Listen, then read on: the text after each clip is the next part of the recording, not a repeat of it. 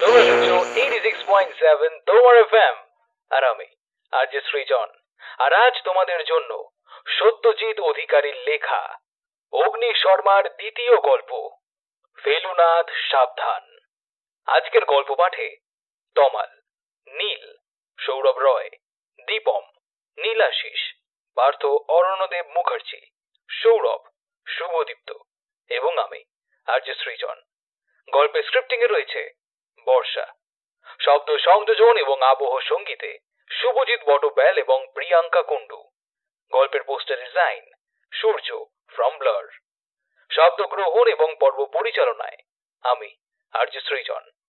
তো শুরু হচ্ছে আজকের গল্প অগ্নি শর্মার দ্বিতীয় গল্প সত্যজিৎ অধিকারীর লেখা ফেলুনাথ সাবধান। Using a camera was almost a relief. It interposed a slight barrier between myself and the horror in front of me. কে বলেছিল বলো তো? বলতে পারলে না তো? বলেছিলেন বিশ্ববিখ্যাত চিত্রগ্রাহক মার্গারেট বার্ক হোয়াইট। মার্গারেট মানে ইনি কে? সে কি, তাও জানো না? কিচ্ছু হবে না তোমার দ্বারা সহদেব, কিচ্ছু হবে না।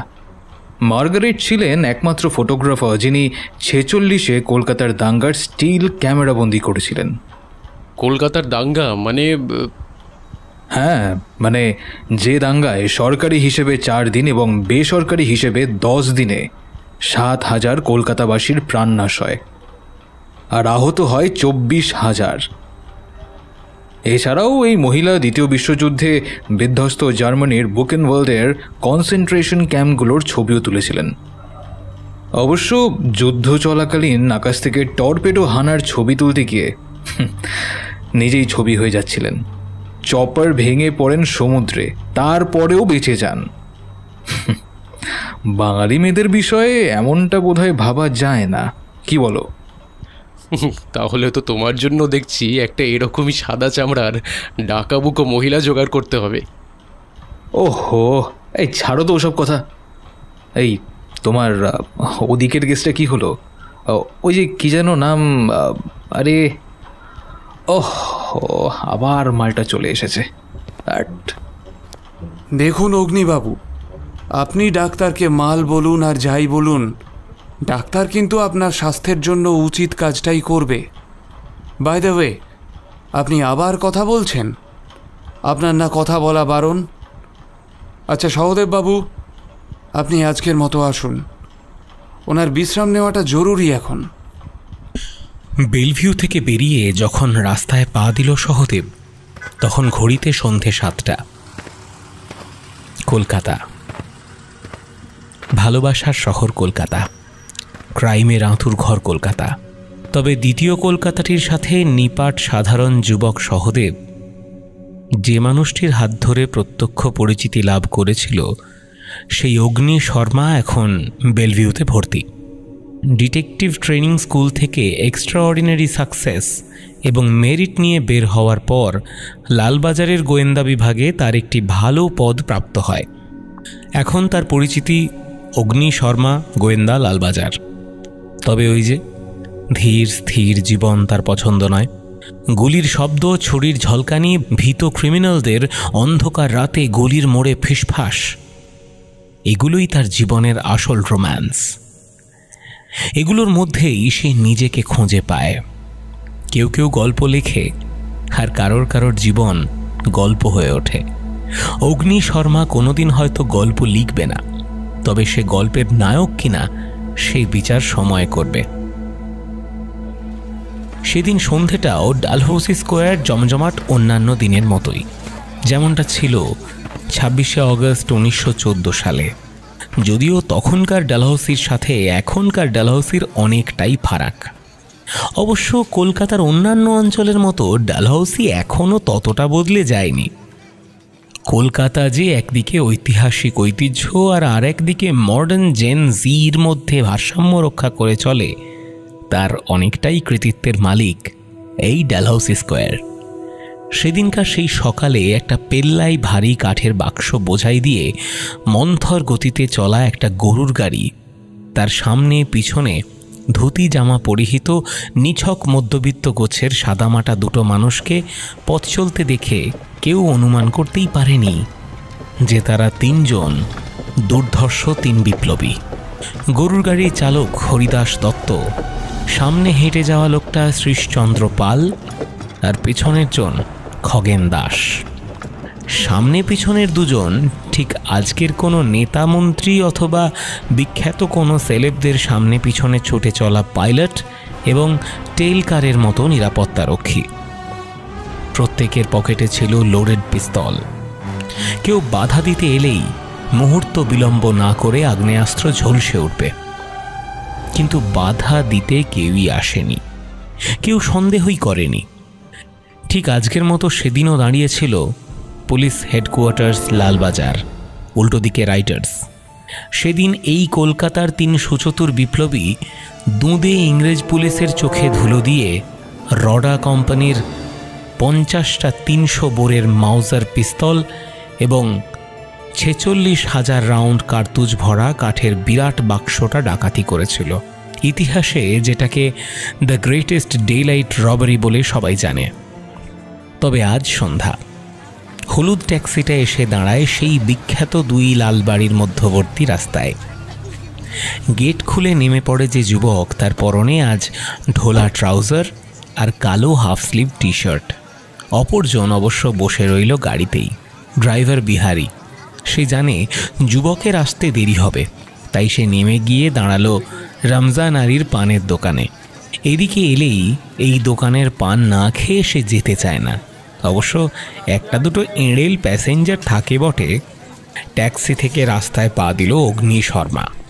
প্রায় 1.5 মাস হাসপাতালবাসের পর আজ তার ছুটি হয়েছে। তবে ছুটি পেয়ে মেসে না গিয়ে সে ছুটে এসেছে তার কর্মক্ষেত্রে। সহদেবের বারণকে পাত্তা না দিয়ে সে বলেছে, আমার জীবনে দুটোই প্রেম, একটা হলো আমার কর্মক্ষেত্র আর 2 ক্রাইম সিন। দমদম রোডের পুরনো মেস সেই একই আছে।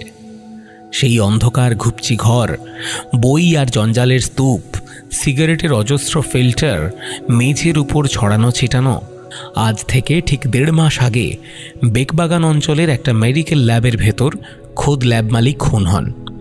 সেই নিয়ে খবরের কাগজে প্রচণ্ড হুলস্থুলু হয়েছিল। লোকাল থানার প্রাইমারি ইনভেস্টিগেশনের পর কেস রেফার হয় লালবাজারে। তখন নতুন জয়েন করেছে অগ্নি। কেসটি দেখে প্রথমে লালবাজারের তদন্তকারী অফিসারের দল সেটিকে মার্ডার বলে মানতেই রাজি ছিলেন না। অগ্নিও ছিল সেই দলে। সে তৎপর হয়ে লেগে পড়তেই ল্যাব থেকে একটা বিশেষ পদার্থের স্লাইড পায়। পরবর্তীতে দেখা যায় স্লাইডে থাকা সেই পদার্থের বিষক্রিয়াতেই মৃত্যু হয় মাননীয় ল্যাব মালিকের। আসলে ল্যাবের নামে বিভিন্ন ভাইরাসের অবৈধ কালচার এবং চোরাচালান হচ্ছিল ওই ল্যাব থেকে। তারপর যা হয়, ভাগবাটোয়ারা নিয়ে বচসার জেরে এক দুষ্টু সায়েন্টিস্ট বুদ্ধি করে মালিকের দেহেই প্রয়োগ করে দেয় সেইটি। ফলশ্রুতিতে মৃত্যু। সেই বৈজ্ঞানিক ধরা পড়ে এবং তার জবানবন্দিতে পুরো ঘটনা সামনে আসে। এই কেসের সমাধান করার পর গোয়েন্দা মহলে অগ্নির বেশ সুনাম হয়। তবে দিন দুয়েকের মধ্যে সে এক অদ্ভুত রোগে আক্রান্ত হয়ে পড়ে। হার্ট উইকনেস এবং প্রবল জ্বর, আর সাথে সারা শরীরে বসন্তের গুটির মতো গুটি ফুটে উঠতে থাকে। মেডিকেল বোর্ডের অভিজ্ঞ ডাক্তারদের অনেক প্রচেষ্টায় বেঁচে গিয়েছে প্রাণটা। কেউ জানে না, শুধু সহদেব জানে আসল রহস্য। সেদিন হাসপাতালেই আলোচনা হয়েছিল ওদের। কাণ্ডটা কিভাবে বাঁধালে বলো দেখি। আরে ব্যাপারটা হলো, আসলে ভাইরাসটার স্যাম্পল ডিপার্টমেন্টে এক্সপার্টদের কাছে সাবমিট করার পর একটা স্লাইড আমি নিজের কাছে নিয়ে এসেছিলাম। আমার কাছে ভাইরোলজির কিছু বইপত্র আছে, একটা দামি মাইক্রোস্কোপও আছে, তোমাকে তো দেখিয়েছিলাম। তো সেখান থেকেই আর কি, মানে বোঝো, এই না হলে উটকো ঝঞ্ঝাট। সুখে থাকতে ভূতে কিলানো আর কাকে বলে। বন্ধু যে এমন একটা কিছু করেই অজানা রোগটি বাঁধিয়েছিল তা মোটামুটি আন্দাজেই ছিল সহদেবের। মিনিট 15 অপেক্ষার পর বেরিয়ে আসে অগ্নি। তার মুখটা উজ্জ্বল। চলো, হয়ে গেছে, অ্যাপ্রুভড। হয়ে গেছে। হ্যাঁ, খান স্যার নিজে থেকেই বললেন। যাও, কদিন ছুটি কাটিয়ে এসো, যাও। তবে একেবারে যে নির্ঝঞ্ঝাট তাও কিন্তু নয়। মানে? যাওয়ার জন্য খান স্যার নিজেই একটা জায়গা সাজেস্ট করলেন, ডাউহিল, কার্শিয়াং। বাহ, সে তো দারুণ জায়গা শুনেছি। জায়গাটা তো দারুণ, কিন্তু শুনেছি একটা উপদ্রব আছে। উপদ্রব? কি উপদ্রব? কাকা, ভুতুরে ব্যাপার, পারবে তো সামলাতে? ভূত? অগ্নি শর্মা, গোয়েন্দা লালবাজার, এবার কিনা ভূতের তদন্তে? হ্যাঁ, আরে দেখাই যাক না, চলো। আর খান স্যার তো নিজেই সমস্ত ব্যবস্থা করে রেখেছেন, আমাদের লোকেশনে পৌঁছানোর আগেই কনফার্মেশন এসে যাবে। তাহলে মাহেন্দ্রক্ষণটা কখন? কাল রাত 11:20 পদা থেকে নিউ জলপাইগুড়ি, সেখান থেকে গাড়ি থাকবে। তথাস্তু।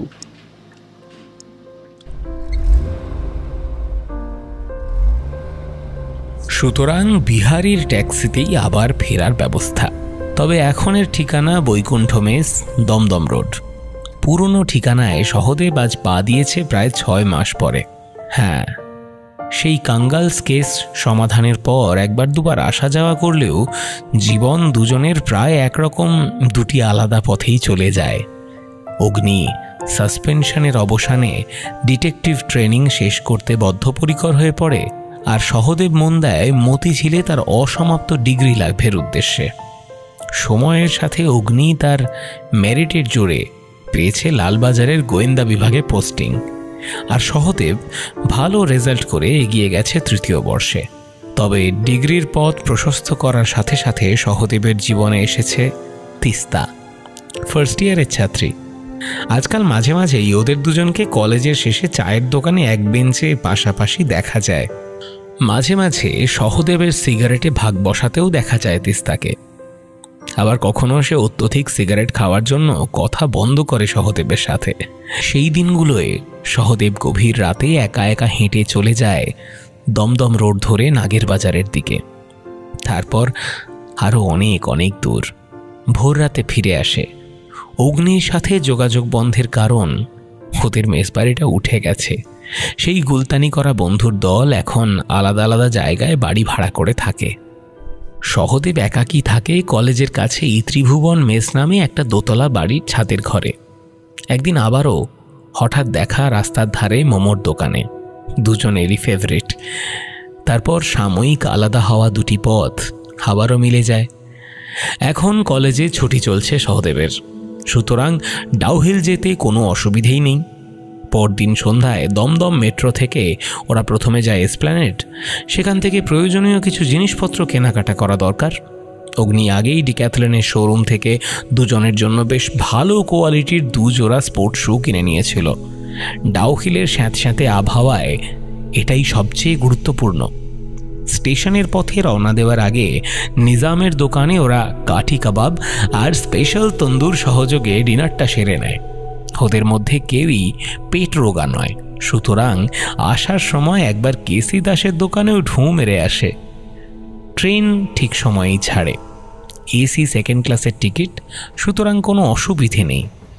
সাইড আপার এবং লোয়ারের টিকিট ওদের। অগ্নির ওপরের বার্থ পছন্দ। ট্রেন ছাড়ার সাথে সাথেই বিছানা পেতে নিদ্রা দেবীর চরণে আশ্রয় গ্রহণ করেছে সে। সহদেবের কিন্তু ঘুম আসে না এত তাড়াতাড়ি। সে মোবাইল অ্যাপে লেখা একটা নতুন লেখকের বাংলা থ্রিলার পড়ছিল। বেশ লিখেছে লোকটা। রাত 1টার দিকে ট্রেন বর্ধমান জাংশনে দাঁড়ায়। ওদের বাম দিকের বার্থগুলো এতক্ষণ খালি যাচ্ছিল, এবার ভর্তি হলো।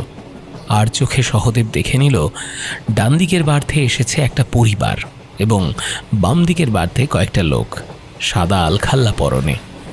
দেখে কোনো মিশনারির পাদ্রী মনে হলেও তা নয়। লোকগুলো সম্ভবত জৈন সম্প্রদায়ের। সহদেব ইন্টারনেটে জৈন সম্প্রদায়ের সাধুদের দেখেছে, তাছাড়া সরাসরি কখনো সুযোগ হয়নি এর আগে। সত্যিই ভারতে ট্রেন জার্নির এক অদ্ভুত মাহাত্ম্য আছে। ভারতভূমি যে বিবিধের মাঝে মহামিলন ক্ষেত্র, তা ভারতবর্ষে ট্রেনে উঠলেই জানা যায়। সস্তার কামরায় টিকিট হলে যেমন জটাজুটধারী সন্ন্যাসী ভিকমাঙ্গাদের দেখা যায়, ঠিক তেমনই দামি ক্লাসে দেখা যায় এইসব ইনস্টিটিউশনাল মঙ্কদের। ট্রেন যখন বোলপুরে পৌঁছয় তখন প্রায় রাত 1:45। মোবাইলটা পকেটে রেখে চোখ বন্ধ করে সহদেব। 15 মিনিট দেরিতে চলছে ট্রেন। সিগন্যাল ঠিক থাকলে ড্রাইভার পরবর্তীতে নিশ্চয়ই ম্যানেজ করে নেবেন। তখন কত রাত খেয়াল নেই, ঘুম কি জাগরণ তাও ঠিক খেয়াল হলো না। একটা বিভৎস অনুভূতিতে সচেতন হয়ে ওঠেও। এসি বগির নাইট লাইটের নীলচে আলোর মতো গাঢ় নীল আলোয় ঢেকে গেছে চারপাশ। একটা কাঁচের ঘর, বাইরে পাইন গাছের জঙ্গলে জমাট বেঁধেছে কুয়াশা। ঘরটার মাঝখানে দাঁড়িয়ে রয়েছে তিস্তা, আর ওকে ঘিরে রয়েছে সাদা আলখাল্লা পরিহিত কতগুলো লোক, ঠিক বর্ধমান স্টেশন থেকে ওঠা লোকগুলোর মতো। তবে এদের সবাইকে দেখতে এক, যেন একই লোক তার বিস্তার করেছে এক থেকে অনেকে। ঘুমটাও ভাঙছে না, একটা অসম্ভব দমবন্ধ অনুভূতি চেপে ধরেছে ওকে। হঠাৎ হঠাৎ রাইফেলের শব্দ আর একটা সিংহ গর্জন। হে কি রক্ত! তিস্তা! চোখটা হঠাৎই খুলে যায় সহদেবের। প্রথমটায় সে ঠিক অনুভব করতেই পারে না যে সে কোথায় আছে। চারপাশে গাঢ় অন্ধকারের মধ্যে হালকা নীল আলোর দ্যুতি ছড়িয়ে পড়েছে। আচ্ছা, ও তো ট্রেনে ছিল। হ্যাঁ, মনে পড়েছে, পদাতিক এক্সপ্রেস। জানালার পর্দা একটু ফাঁক করে দেখার চেষ্টা করে, হাতটা কেমন অবশ মনে হয়। এমন সময় মাথার পাশে একটা কণ্ঠস্বর শোনা যায়। খারাপ স্বপ্ন দেখেছেন নাকি? জল খাবেন? হ্যাঁ, কে? সাদা গাউন পরিহিত একটা লোক এসে দাঁড়িয়েছে ঠিক মাথার পাশে, ঠিক স্বপ্নে দেখা চরিত্রের মতন। আমরা কোথায়? 1 ঘন্টার মধ্যে মালদা টাউনে ঢুকবে। এখন সিগন্যালে দাঁড়িয়ে রয়েছে। আমাদের কাছে প্যাকেজ ওয়াটার রয়েছে, এই নিন। হাত বাড়িয়ে জলের বোতলটা নেয় সহদেব। জল খেয়ে আবারও বালিশে মাথা এলিয়ে দেয়। তারপর আর কিচ্ছু খেয়াল নেই। সকাল 8টায় অগ্নির ডাকাডাকিতে চোখ খোলে ওর। কি ঘুমটা বেশ জম্পেস দিয়েছো বলে মনে হচ্ছে। হ্যাঁ হ্যাঁ, আবার কি, এবার তো উঠতে হবে। উফ, মাথাটা কেমন ব্যথা ব্যথা করছে। কেন গো, তিস্তার স্বপ্ন ঘুমোতে দেয়নি বুঝি? এই জন্যই আর ওসব ঝামেলা রাখিনি জীবনে। নির্ঝঞ্ঝাট বেশ আছি। তিস্তা কথাটা মনে পড়তেই চমকে ওঠে সহদেব। হোয়াটসঅ্যাপে যথারীতি সকালে গুড মর্নিং মেসেজ এসেছে। যাক, সব ভালো আছে। আসলে কালকে রাতে এমন একটা বিদঘুটের স্বপ্ন দেখলাম যে। এমন সময় পাশের দিকে চেয়ে চমকে ওঠেও। আরে, লোকগুলো কোথায় গেল? লোকগুলো? কোন লোকগুলো? আরে, সাদা কাপড় পরা জৈন লোকগুলো। ট্রেনে বসে আবার সস্তা নেশা করলে নাকি ভাই? গাঁজা টেনেছো নাকি? আরে না না, সত্যি অনেকগুলো লোক উঠেছিল রাতের বেলা। সে কি গো, আমি রাত্রেবেলা বাথরুমে গেলাম, তখন কি চোখে ঢুলি পড়েছিলাম নাকি? কাউকে তো দেখতে পেলাম না। এমন সময় একজন টিটি যাচ্ছিল পাশ দিয়ে। সহদেব নিজেকে সঠিক প্রমাণ করতে মরিয়া। দাদা বলছি, এই সিটের লোকগুলো কোথায় নামলেন? এখানে লোক? আরে বুকিং তো ছিল, কিন্তু এদিকে কাল থেকে কোনো প্যাসেঞ্জারই ওঠেনি। যাওয়ার সময় সহদেবের অসহায় মুখের দিকেই চেয়ে হয়তোবা টিটি সহানুভূতির সুরে বলে গেলেন পরিস্থিতি সামলাতে। আরে আরে ঠিক আছে ঠিক আছে, আপনাদের টিকিট দেখাতে হবে না, চলি এখন, পরে এসে গল্প করে যাওয়া যাবে। রাতে ট্রেন দাঁড়ালেও সকালের দিকে অনেকটাই ম্যানেজ করে দিয়েছে। 1.5 ঘন্টা লেট ট্রেন মাত্র 20 মিনিট দেরিতে 9:30টায় নিউ জলপাইগুড়িতে ঢুকলো। ব্যাগপত্র গোছানোর হুড়োহুড়িতে রাতের ঘটনা নিয়ে আর কারোর মধ্যেই আলোচনা হলো না। সহদেবের মাথা থেকেও একরকম বেরিয়ে গেল ব্যাপারটা। স্টেশনে নেমে অবশ্য অগ্নি মশকরা করতে ছাড়ল না। আরে সহদেব বাবা যে, এলে অবশেষে তিস্তার দেশে, হ্যাঁ? ধ্যাৎ, কি যে বলো না। স্টেশনের বাইরেই অপেক্ষা করছিল WB753544 সাদা ইনোভা। খান সত্যিই রাতের মধ্যেই সব কিছু পাঠিয়ে দিয়েছে। প্রাক্তন বাঙালি ফরেস্ট রেঞ্জার অরণ্যমন বসুর প্রাইভেট বাংলো আছে ডাউহিলে, সেখানেই ব্যবস্থা। গাড়িও এসেছে বাংলো থেকেই। তবে অরণ্যমন বাবু গত হয়েছেন বছর 4 হলো। এখন ওর ছেলে সীমান্ত বসু সবটা দেখাশুনো করেন। সীমান্তবাবুর খুব জোরদার কাঠচেরাইয়ের ব্যবসা। সবটা যে লিগ্যাল তা বলা যায় না। বাইরে এসে গাড়ি খুঁজে নিতে বেশি বেগ পেতে হলো না, যদি না অগ্নি নিজে সেটা এক্সপেরিমেন্ট করতে যেত। সহদেব, একটা ম্যাজিক দেখবে? ম্যাজিক? কি ম্যাজিক? আরে দেখোই না বলে সার বাঁধা লোকাল ট্যাক্সিগুলোর কাছে গিয়ে বলল, ডাউহিল কিতনা? ঠিক এই প্রশ্নটাতেই সহদেবকে চমকিত করে এতক্ষণ যে ট্যাক্সি ড্রাইভারগুলো ওদের দিকে জুলজুলে চোখে চেয়ে দেখছিল, তারাই ভ্রু কুঁচকে সন্দেহের চোখে চেয়ে রইল। দাম বলা তো দূর, 2-3 জনকে জিজ্ঞেস করার পর চতুর্থ লোকটা একটা কথা বলল, बाबू डाउहिल मत जाओ, बहुत जगह है, घूमो फिरो, लेकिन क्या? কিউ এর উত্তর দেওয়ার আগেই আমাদের ড্রাইভার পুলকিত এসে হাজির। সামনের লোকটার সাথে স্থানীয় ভাষায় কি সব যেন কথা হলো ওদের।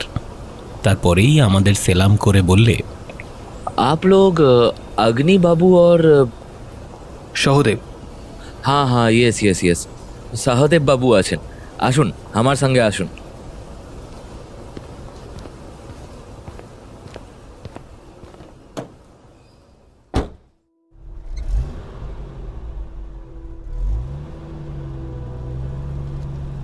পঁচিশ বছর বয়সী পুলকিত রঙ্গং গাড়ি চালাতে পারে ঝড়ের গতিতে। বিপজ্জনক পাহাড়ি বাঁকে এসে মোড় ঘুরতে পারে এক হাতে স্টিয়ারিং হুইল ধরে, সামনে না তাকিয়ে এবং গতিবেগ একটুও না কমিয়েই। মহানন্দা ব্রিজের ওপর এসে মনটা সম্পূর্ণ হাওয়ায় মিশে যায়। কলকাতার কথা সত্যি আর মনে থাকে না। কে মনে রাখে ওই রাজ্যের বস্তা পচা নোংরা আবর্জনা, ভিখিরি আর বেশ্যার শহরকে? তার চেয়ে এই বেশ। আকাশ বাতাস সুনীল, নদীর জল সুনীল, মানুষের মুখ খুশি খুশি নিরীহ। ব্রিজের উপর গাড়ি দাঁড় করালো পুলকিত। এমন প্রাকৃতিক সৌন্দর্যের মাঝে এসে দাঁড়ালে পায়ের নিচে বয়ে চলা সুনীল মহানন্দা আর দূরে দূরে মেঘে ঢাকা পাহাড় জঙ্গলের শোভা দেখে জটায়ু হয়তো আবারও বলে উঠতেন দুর্ধর্ষ সৌন্দর্য অথবা স্তব্ধভাস রুদ্ধশ্বাস, বিমুগ্ধ বিমূঢ় বিস্ময়। অগ্নি কিন্তু সনেটের আশ্রয় নিল। কর্ণফুলী কল্লোলে যেও নৌকা বেয়ে, মহানন্দা জলে শুধু দিও নৌকা পাড়ি। ময়ূরাক্ষী মধুমতি সুরমা তিতাস, তোমাকে দিলাম আরও করতোয়া পার। সুবিশাল সিন্ধু তীরে গড় ইতিহাস, সম্প্রদানে নেব আমি মহানন্দাচর। ও বাবা, তোমায় আবার কবে থেকে কবিতায় পেলো মিস্টার বুলেটম্যান? আরে বাঙালি হয়ে যখন জন্মেছি তখন পেটে একটু জোলো কবিতা ফবিতা থাকবে না, তা কি হয় কখনো? না না, সে ঠিক আছে, কিন্তু এ তো একেবারে সনেট। সব আছে গুরু, সব আছে, সময় সব কিছু দেখতে পাবে। যাই হোক, গাড়ি ছাড়ল। গাড়ি ছাড়তেই ব্রহ্মাস্ত্র ছাড়ল অগ্নিও, যাকে বলে একেবারে অগ্নিবাণ। আচ্ছা পুলকিত, বলছি বাংলাটা তো তুমি ভালোই বোঝো, বাংলা করেই বলি? হ্যাঁ সাব, বাংলা বুঝি সব, বলতে একটু দিক্কত হয় আর কি। ঠিক আছে। আচ্ছা, এই যে স্টেশনের বাইরে ডাউহিলের নাম শুনে সবাই এড়িয়ে যাচ্ছিল, এটা কেন? এডি এডি নয় পুলকিত, এড়িয়ে মানে ইগনোর। জি, আরে ছড়িয়ে ও সব, উস এক নম্বর কা চিটার আছে, জানেন তো, ভাড়া বাড়ানোর নাটক সব। আসলে ডাউহিল আজকাল লোক সাধারণত তেমন আসে না, তাই এটা গুজব স্প্রেড করার চেষ্টা আর কি। গুজব? কেমন গুজব?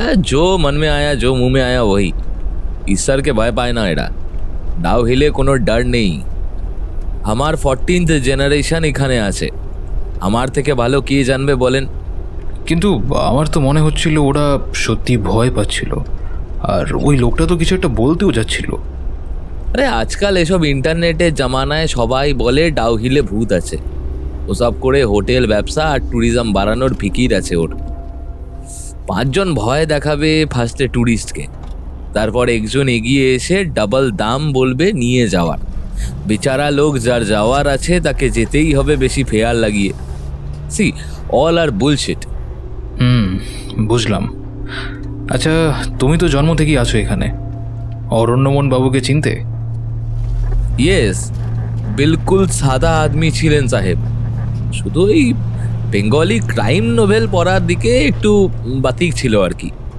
তা মানে কিভাবে মারা গেলেন উনি ঠিক এমন সময়ই একটা বিপজ্জনক বাঁকে মুখোমুখি একটা ট্রাকের প্রায় মুখের সামনে থেকে বিকট একটা হর্ন বাজিয়ে বেরিয়ে গেল পুলকিত দেখলেন তো এই কারণেই কলকাতার ড্রাইভার ইধার চালাতে পারে না বহুত রিস্ক আছে দুদিন ছাড়া ছাড়াই অ্যাক্সিডেন্ট হয় এরপর কথাবার্তা আসল বিষয় থেকে ঘুরে গেল অ্যাক্সিডেন্টের দিকে তারপর ৪৫ কিলোমিটার রাস্তা ফুরিয়ে একসময় গাড়ি এসে পৌঁছল ডাউহিল উঁচু উঁচু পাইনের ছায়া নিভৃত দিনের বেলাতেও আঁধারে চেয়ে থাকা অরণ্যের দেশ ডাউহিল মনে হয় ২১ শতকের কতকগুলো প্রাণী বোধহয় হঠাৎ করে টাইম মেশিনে চড়ে পৌঁছে গেছে প্রাচীন কোনো যুগে যে হিল স্টেশনে সৌন্দর্য আর রহস্য হাত ধরাধরি করে চলে কনিফার গাছের জঙ্গলের মাঝে একাকী নীরব দাঁড়িয়ে থাকা প্রাক্তন রেঞ্জার অরণ্যমন বসুর বাংলো কনিফার ক্যাসেল দেখলে সুইডেন অথবা আয়ারল্যান্ডের দৃশ্য বলে ভ্রম হয় গাড়ি থামল ক্যাসেলের গেটে পার্কিংয়ের জন্য বাইরে আলাদা জায়গা আছে গেট পেরিয়ে সামনের বাগানটা হেঁটেই পার হতে হবে তাতে অবশ্য অসুবিধে নেই কারোরই এরকম এমন মনোরম পরিবেশে পায়ে চলার আনন্দই আলাদা পুলকিত ব্যাগ নামিয়ে গাড়ি রাখতে গেল যাওয়ার সময় বলে গেল जस्ट 2 मिनट सर आके आप लोगों को अंदर लेके जाऊंगा ঠিক है পুলকিতা कोई बात नहीं অগ্নি হাসি মুখে অভয় জানায় তবে সহদেব আশপাশ দেখে কান বাঁচিয়ে একটা প্রশ্ন না করে পারে না তোমার কি মনে হয় যে অরণ্যমন লোকটা শুধু রেঞ্জারির টাকা দিয়ে এই মহলটা বানিয়েছে ততক্ষণে ডানহিল ধরিয়েছে অগ্নি বাতাসে দামি সিগারেটের গন্ধ ভেসে বেড়াচ্ছে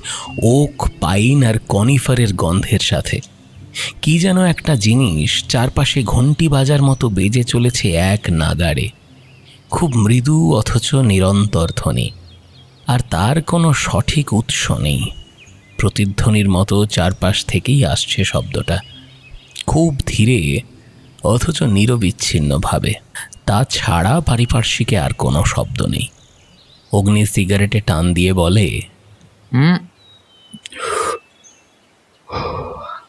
তা তো সম্ভব নয় এদিকে গাছের স্মাগলিং একটা বেশ প্রফিটেবল বিজনেস বিশেষ করে এই রকম পাওয়ারফুল সরকারি আধিকারিকদের ক্ষেত্রে তো অবশ্যই তবে আরও একটা বিষয় ভাবছি আমি সহদেব কি বিষয় এই যে ক্যাসেলটা এটা কিন্তু ততটা নতুন নয় যতটা হলে অরণ্যমন বসুর বানানো বলে ভাবা যেতে পারত বুঝতে পারছো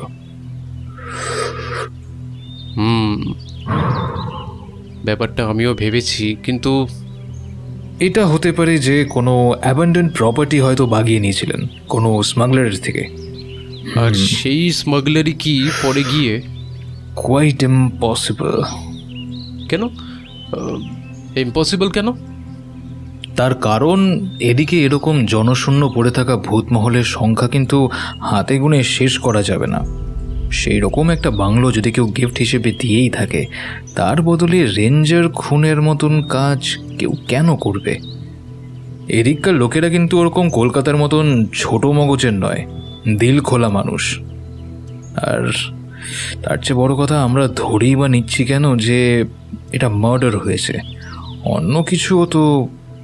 এমন সময় পিছনে পায়ের শব্দে দেখা যায় পুলকিত আসছে শীষ দিতে দিতে। অদ্ভুত সেই শীষের সুর, যেন এই অরণ্য প্রদেশের বুকের ভেতরে গোপন সুর বেজে চলেছে সেই শীষের ধ্বনিতে। সরি স্যার, থোড়া লেট হো গিয়া। ঠিক আছে, অসুবিধা নেই, আমাদের ভালোই লাগছিল। असल में এখন কই নেই আন্দার আছে। মর্নিংয়ে ছোটর বাবু চেয়েও থাকতে পারেন না, এসে যাবেন, কোই দিক্কত নেই হোগা, আইয়ে। পায়ের নিচে সবুজ মখমলের মতো বিছিয়ে রয়েছে ঘাস আর অদ্ভুত রং বেরঙের সব শ্যাওলা। যদিও তাদের উপর পা দিয়ে পিছলে পড়ার কোনো ভয় নেই। পিছনে চলতে চলতে প্রশ্নটা করে সহদেব।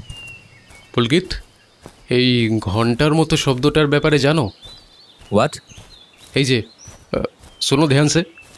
ও ও এক ক্রিয়েচার আছে, কি বলে, ইনসেক্টস। ও থাকে এদিকের গাছে গাছে। जब तक धूप है तब तक उसका साउंड निकलता है, धूप खत्म साउंड भी खत्म। আশ্চর্য। দেখলে তো সহদেব, জীবনে এখনো কত কিছু দেখার, কত কিছু জানার বাকি। সুতরাং এখানেই থেমে গেলে হবে না, আরও চলতে হবে, পা সে যতই ভারী হয়ে উঠুক।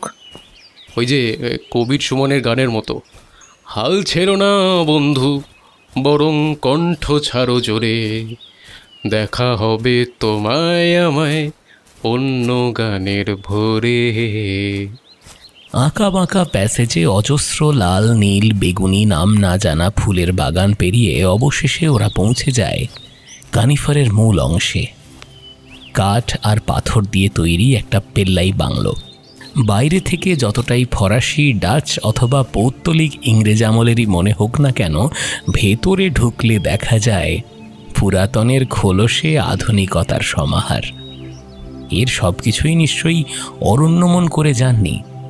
সুযোগ্য পুত্র সীমান্ত বসুর হাতও নিশ্চয়ই বেশ লম্বা। পুলকিত ড্রাইভার, সে ছাড়াও আরও দুজন ড্রাইভার, একজন মালি আর দুজন কাজের লোক থাকে। সীমান্তবাবু এখনো পর্যন্ত বিয়ে করেননি। ওপরের একটা ঘরে ওদের থাকার জায়গা হয়েছে।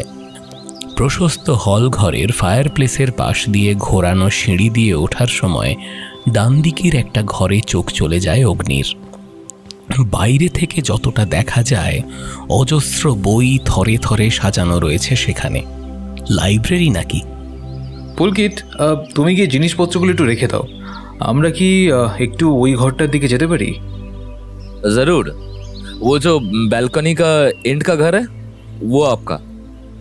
বেশ, তাহলে তো ভালোই হলো। See you, thanks. Welcome sir. ঘরটা বিরাট, সম্ভবত ম্যানশনের সবচেয়ে বড় ঘর এটা।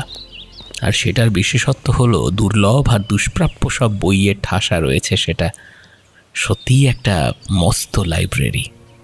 ঘরটায় ঢুকলে সত্যিই মনে হয় যে সেই বাইবেলের সময়কার প্যালেস্টাইন শহরের কোনো একটা ঘরে পৌঁছে গেছি বোধহয়। সেগুন কাঠের পেল্লায় উঁচু সিলিং থেকে ফ্যান ঝুলছে, যদিও কখন তার ব্যবহার হয় জানা নেই। কাঠের কড়িবর্গা থেকে ঝুলছে ছাউনি লাগানো বাল্ব শেড, টিউবলাইট। ঘরের কোণে কোণে কেরোসিন বাতির খাঁচা বানানো থাকলেও তার ব্যবহার এখন হয় না।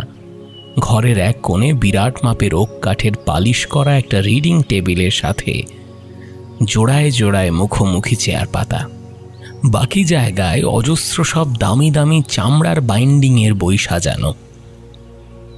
বাংলার জন্য আলাদা সেকশন আছে। সেটার সামনে দাঁড়িয়ে অগ্নি বললে, সহদেব, ভদ্রলোকের তো দেখছি ফেলু মিত্তিরের প্রতি একটা বিশেষ আকর্ষণ রয়েছে। আকর্ষণটা কি পিতৃসূত্রে লাভ করেছেন উনি? ওয়েল, বলা যায় না। যেমনটা শুনেছি তাতে অরণ্যমন বাবুরই তো বেশি বইটি পড়ার দিকে ঝোঁক ছিল। তুমিও তো এইসব পাতিমাল পড়ো নাকি? পাতিমাল? ফেলুদা পাতিমাল? লেখকদের কল্পনা এবং বাস্তবের মধ্যে তো একটা ফারাক থাকবে, তাই না? মানে সে যতই শলক হোক বা ব্যোমকেশ। তবে দারোগা প্রিয়নাথের ব্যাপারটা একটু আলাদা, কারণ সে তো আবার বাস্তব ঘটনা থেকে বলেছে। হ্যাঁ, আর বাকি সবই গাঁজা। তোমার মাথায় যে গোবর ভরা আছে কাঁচা, সেটা কি জানো অগ্নি? তুমি তো দেখছি আঁতেল বাঙালিদের মতন কথা বলছো হে। তবে এগুলো কিন্তু আমার একদমই সহ্য হয় না, একেবারে দু চোখের বিষ বলতে পারো। গায়ে ঢলা পাঞ্জাবি ঝুলিয়ে, চশমা এঁটে, গরমের দিনে চাদর মুড়িয়ে মুখ লটকে বসে থাকবে, আর সভা সমিতিতে বড় বড় বাতেলা দেবে কিনা বাংলা ভাষা সংকটের মুখে পড়ে রয়েছে। আর এদিকে দেখো, খাওয়া দাওয়ার সময় কিন্তু ঠিকই হুইস্কি থাকবে অথবা স্কচ। তো বাংলা ভাষাকে ভালোবাসলে যে বাংলার কান্ট্রি স্পিরিটটাকেও ভালোবাসতে হবে, এমন কোনো কথা আছে কি? নেই নাকি? দেখো, ভালোবাসাটা হতে হবে আদিম।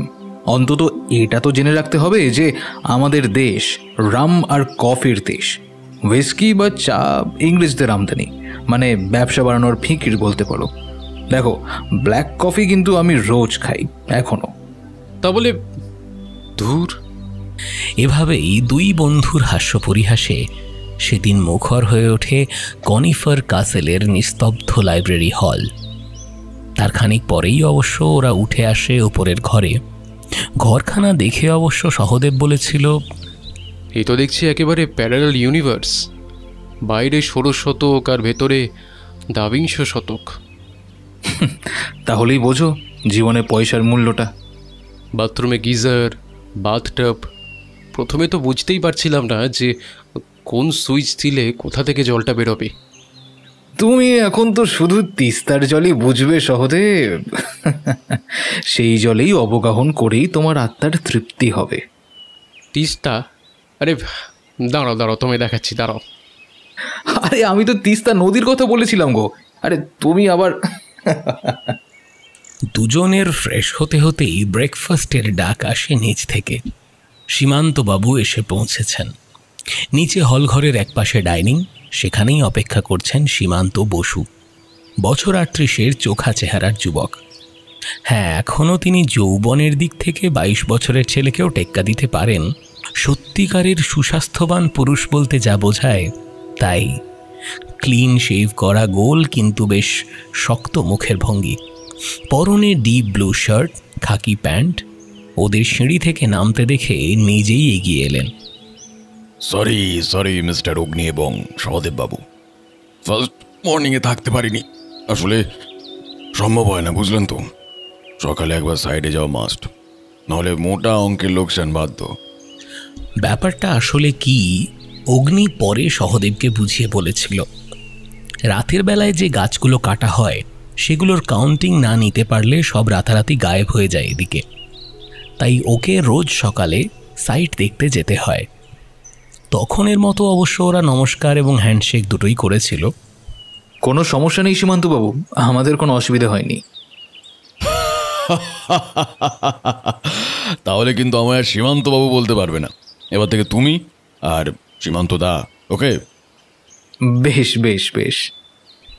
ব্রেকফাস্টে ওয়াই নামের এদিকের লোকাল নুডলস, কমলার জুস এবং হরেক রকমের ফল। সুস্বাদু নুডলস খেতে খেতে সহদেবী প্রথমে কথা বলেছিল। আচ্ছা, এদিকেও ধনে পাতা হয় নাকি? কি ধনে পাতা? আরে কোরিয়েন্ডার লিভস। আচ্ছা, না এদিকেও জিনিস কোথায়? কিন্তু স্পষ্ট স্মেল পাচ্ছি যে। ও জিনিস আলাদা। আলাদা? হ্যাঁ, ওটা ফেনেল, বাংলায় যাকে বলো মৌরি।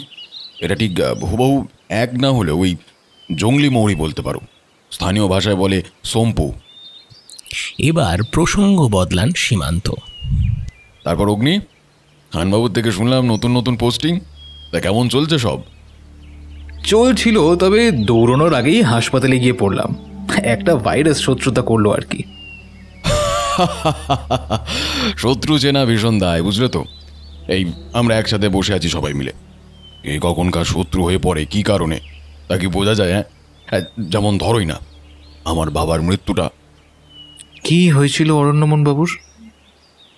আমি যতটা জানি বলতে পারি, কারণ ওই সময় আমি লন্ডনে ছিলাম। লন্ডন বিজনেস স্কুল থেকে তখন MBA করছি। ও হ্যাঁ, এখানে বলে রাখি আমি কিন্তু এই সময় বেশ কিছু বছর বেকার স্ট্রিটে থেকেছি। যাই হোক, খবর পেয়ে সেই যে এলাম আর ফিরিনি। ডিগ্রি অসম্পূর্ণ রেখেই ব্যবসা খাড়া করতে প্রয়াসী হলাম। বাবার অনেক সোর্স ছিল, সেখান থেকেই একটু একটু করে বাবা যে কী করে মারা গেলেন এটা একটা রহস্য। প্রতিদিনের মতন জঙ্গলে গিয়েছিলেন সার্ভেতে। ওই সময় জঙ্গলে কতগুলো সম্ভবত জৈন লোক ডেরা বানিয়েছিল। বাবার যথেষ্ট যাতায়াত ছিল বলে শুনেছি। বাবা যখনই যেতেন একাই যেতেন। সেদিনও সার্ভে শেষ করে বাকি টিমকে ক্যাম্পে পাঠিয়ে উনি নিজেই যান। জঙ্গল বাবার নখদর্পণে ছিল। রাত বিরেতেও একা হেঁটে চলে বেড়াতেন একটা মাত্র টর্চ সঙ্গী করে। কোনো দুর্ধর্ষ দস্যুও কোনো দিন বাবার দিকে চোখ তুলে তাকায়নি, বরং বাবাকে সমীহ করে চলতেন সবাই। সেদিন ওই যে ওদের ডেরায় গেলেন আর ফিরলেন না। অনেকটা পরে খোঁজ করে ডেরা থেকেই বডি পাওয়া যায়, বাট ততক্ষণ অনেক দেরি হয়ে গেছে। যখন বাবাকে পাওয়া যায় তখন ক্যাম্প খালি ছিল এবং পুলিশের অনুমান ছিল লোকগুলো অনেক আগেই সম্ভবত আগে রাতেই ক্যাম্প থেকে চলে গিয়েছিল। এদিকে বাবার শরীরে ব্ল্যাক মাম্বার বিষ পাওয়া যায়। এদেশে ও জিনিস নেই, আর বাবার শরীরে সাপে কামড়ানোর কোনো ক্ষত ছিল না। যেহেতু ক্ষত ছিল না তাই পুলিশ মার্ডার বলেই ধরে নেয়। এদিকে শরীরে কোনো সূঁচ ফোটানোর চিহ্ন ছিল না। রক্তে বিষ মিশেছিল অন্য উপায়। কি উপায়? বিষাক্ত খাবার। বাবা বিষাক্ত খাবার খেয়ে ফেলেন। পাকস্থলিতে বিষাক্ত ডালের অস্তিত্ব পাওয়া যায়। কিন্তু খাদ্যনালীর পথে কি রক্তে বিষ মেশানো সম্ভব? কারণ বেশিরভাগ বিষাক্ত সাপের মতোই ব্ল্যাক মাম্বার বিষেরও মূল উপাদান নিউরোটক্সিন। এই রাসায়নিক শুধুমাত্র সরাসরি রক্তে মিশেই বিষক্রিয়া করতে পারে। সরাসরি পেটে গেলে পেটের মধ্যে থাকা পেপসিন বা ট্রিপসিন এটাকে ভেঙে দেওয়ার ক্ষমতা রাখে। তাতে অন্তত প্রাণ বাঁচার সম্ভাবনা তো থাকেই। আর রেঞ্জার হিসেবে বাবা দুর্দান্ত পটু ছিলেন। জীবনে অনেক সাপ ব্যাং নিয়ে খেলা করেছেন, কিন্তু ড্রিঙ্ক করার কারণে পেটে আলসার ছিল বাবার, আর সেখান থেকে রক্তে বিষ মিশে যায়, আর তাতেই মৃত্যু। তো তার মানে অরণ্যবাবুর পেটে আলসার ছিল এবং তাকে খাদ্যে বিষ মিশিয়ে যে মারা সম্ভব এই ব্যাপারটা খুনি জানত। তার মানে বিশ্বস্ত কাছের লোক ছিল সে। ঠিক বলেছ অগ্নি। বাবা ওই জৈন লোকগুলোকে সম্ভবত অন্ধের মতন ভরসা করত। বাবার ডায়েরি থেকে তার বর্ণনা পাওয়া যায়। এরা বাবার খুঁটি নাটি সব কিছু জানত। সেই ডায়েরি আছে?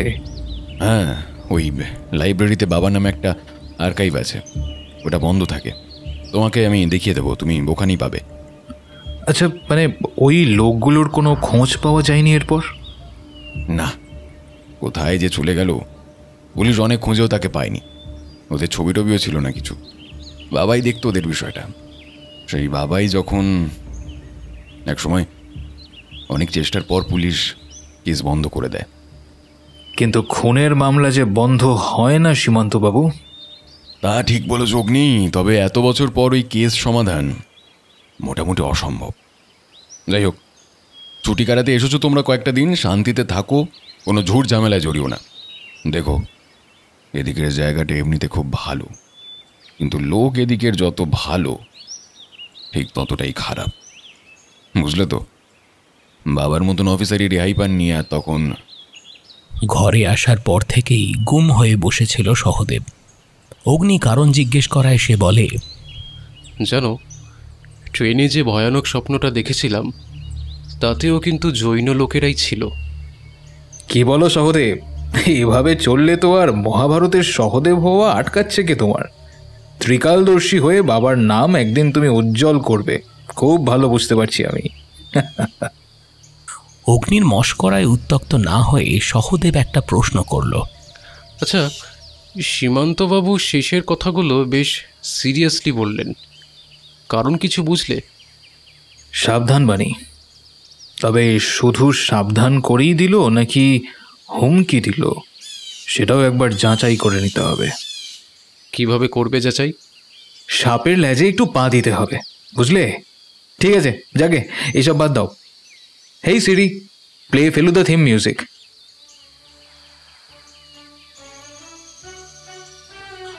সঙ্গে সঙ্গেই সিরি বাজিয়ে ফেলল বাঙালির রক্তে বান ডাকা সত্যজিৎ বাবুর সেই ক্লাসিক্যাল আদ্যপান্ত রহস্যে মাখা রিদম। মুহূর্তে যেন মনে হলো ডাউহিলে অরণ্যমন বসুর এই কানিফার ক্যাসেল হয়ে উঠেছে আদপে দার্জিলিং জমজমাট। পরদিন সকালে ব্রেকফাস্ট করেই পুলকিতের সঙ্গে অ্যাপয়েন্টমেন্ট। সকাল 9:30 মধ্যেই গাড়ি নিয়ে সে গেটের বাইরে প্রস্তুত। তবে আজ ইনোভা নয়, আজ সে নিয়েছে কাস্টমাইজড গ্রিন মাহিন্দ্রা থার। রাতে অবশ্য ঘুম হয়েছে দুর্দান্ত। এরকম অরণ্য প্রদেশে সন্ধে নামলেই চরাচরের সব কিছু মিথ্যে হয়ে যায়। সহদেব আশ্চর্য হয়ে দেখেছিল সূর্যাস্তের পর সত্যিই সহদেবের সেই রহস্যময় ইনসেক্টস তাদের ঘণ্টার ধ্বনি বন্ধ করে ধীরে ধীরে নিস্তেজ হয়ে পড়ল। এর আগে ওরা পাহাড়ে রাত কাটিয়েছে, তবে এমন নিশুতি জঙ্গল কখনো দেখেনি। রাত হওয়ার সঙ্গে সঙ্গে যেন চরাচর একেবারে মহাশূন্যের ব্ল্যাক হোলের অতলে তলিয়ে গেল। এমনই নিঝুম নিশুতি চারিদিকে। শুধু রাত যখন প্রায় 1টা, তখন একবার ঘুম ভাঙে সহদেবের। সে অগ্নিকে জাগিয়ে বলে, ওটা ওটা কিসের শব্দ? এই শুনতে পাচ্ছ? জঙ্গলের দিক থেকে। অগ্নি অবশ্য ঘুমের ঘরেই উত্তর করেছিল, এটা হলো সীমন্তবাবুর নোট ছাপার মেশিনের শব্দ। আরে ধ্যাত, কি বলছো? দিব্যি জঙ্গলের ভেতর থেকে করাত চালানোর একটা আওয়াজ আসছে। তাহলেই বুঝে নাও না সীমন্তবাবু রোজ সকালবেলা সাইট পরিদর্শনে কেন যান। এরপর আর কথা বাড়ায়নি সহদেব। সত্যি এই পৃথিবীর সমীকরণগুলো বড্ড জটিল। একজন রহস্যময় ফরেস্ট অফিসারের একমাত্র ছেলে বিদেশ থেকে ফিরল পিতার মৃত্যু সংবাদে, আর তারপর থেকেই সে আর তার বেকার স্ট্রিটের মতো ঝাঁ চকচকে জায়গার মোহ ত্যাগ করে সন্ন্যাসীর মতো পড়ে রইল এই জঙ্গলে।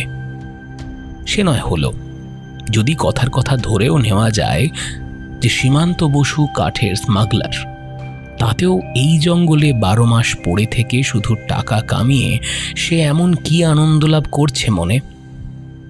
সুতরাং সহদেবের মনটা আবারও খচখচ করে ওঠে। এই অগ্নি, শোনো না, সীমান্তবাবুর কোনো ইয়ে নেই তো? কি মহিলা সঙ্গিনী? হ্যাঁ, মানে বয়সটা তো অল্পই, তাতে আবার বিলেত ফেরত, একেবারে ব্রহ্মচারী সন্ন্যাসী। এইটা তো মেনে নেওয়া যাচ্ছে না। তোমাকে কে বললো যে এখানে থাকলেই উপোস করে থাকতে হবে? কেন? একবার এদিকের গ্রামেগঞ্জে গেলেই বুঝবে, সাক্ষাৎ সৌন্দর্য লহরী। আরে ধুর, ওই সমস্ত সস্তা কাজ নিশ্চয়ই করেন না। বা হয়তো এমন কাজ করেন যা ওকে অন্য জায়গায় সন্তুষ্টি দিয়ে যায়। মানে? আরে ধুর, মানে ঘুমিয়ে পড়ো ওয়াটসন, এত ভাবতে হবে না। এখনো কোনো রহস্যের আগমন হয়নি, বুঝলে? শুয়ে পড়ো। সুতরাং আবারও ঘুমিয়ে যায় ওরা, এবং ঘুম ভাঙে একেবারে সকাল 7:30টায়। আজও সকালে বাবু নেই, সুতরাং খাওয়া দাওয়া করে নিজেদের পুলকিতের হাতে সঁপে দেওয়ার পালা। সারাদিন ঘুরে ঘুরে kettle valley, Netaji museum, tea estate ঘুরে এবং অজস্র ছবি তুলে শেষমেশ ওরা পৌঁছয় ডেথ রোড। তখন সবে সূর্য ঢলেছে পশ্চিম কোণে। এর মধ্যেই অবশ্য এদিকের রাস্তায় বেশ আঁধার নেমেছে। পাইন গাছের অর্ধেক পর্যন্ত ঢেকে গিয়েছে কুয়াশার চাদরে। মনে হচ্ছে একদল অন্য গ্রহের অদ্ভুত লম্বা লম্বা সব জীব তাদের গোটা নিঝুম মৌন দুনিয়াটা নিয়ে এসে বাস করছে এখানে। এই জগৎ হতেই পারে না এ পৃথিবীর। ডেথ রোডে নিজেদের পায়ে হেঁটে চলার কথা, অবশ্য এমন কথা কোথাও লেখা নেই। তবে রহস্যের আসল মজা নিতে হলে তা পঞ্চ ইন্দ্রিয় গ্রাহ্য হওয়া আবশ্যক। পুলকিত গাড়ি থামিয়ে দেয় একপাশে। গাড়ি থেকে নামার সময় অবশ্য সে সাবধান করে দেয়, डर लगे तो ज्यादा आगे मत जाना, खतरा है। অগ্নির কোমরে গোঁজা রয়েছে সার্ভিস রিভলভার। আসার সময় খানি ওটা পারমিশন করিয়ে দিয়ে বলেছিল, হ্যাঁ, ওটা নিয়ে যাও, জায়গাটা খুব একটা সুবিধার নয়, দরকার পড়লেও পড়তে পারে। দুজনে ওরা গল্প করতে করতে বেশ হেঁটে যাচ্ছিল পথ। হঠাৎ একটা ব্যাপার ঘটল। অগ্নি তখন সবেমাত্র বলছিল হেসে হেসে, বুঝলে তো, শুনেছি নাকি এই রাস্তায় প্রেতিনী থাকে, পুরুষ মানুষ খেকো। আর সঙ্গে সঙ্গেই ঘটল ব্যাপারটা। চুপচাপ কুয়াশা জমেছে চারিদিকে। মনে হলো কারা যেন হাওয়ায় মিলিয়ে গেল পাশ দিয়ে।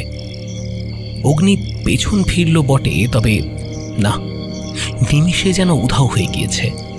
সঙ্গে সঙ্গেই একটা গোঙানির মতো শব্দ ভেসে আসতে লাগলো দূর থেকে। টান টান হয়ে উঠল অগ্নির শরীর।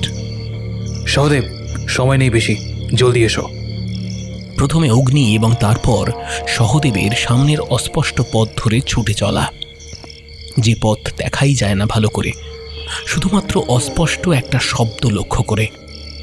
কিন্তু কিছু দূরে গিয়েই একটা লালচে কাদায় পা জমে গেল ওদের।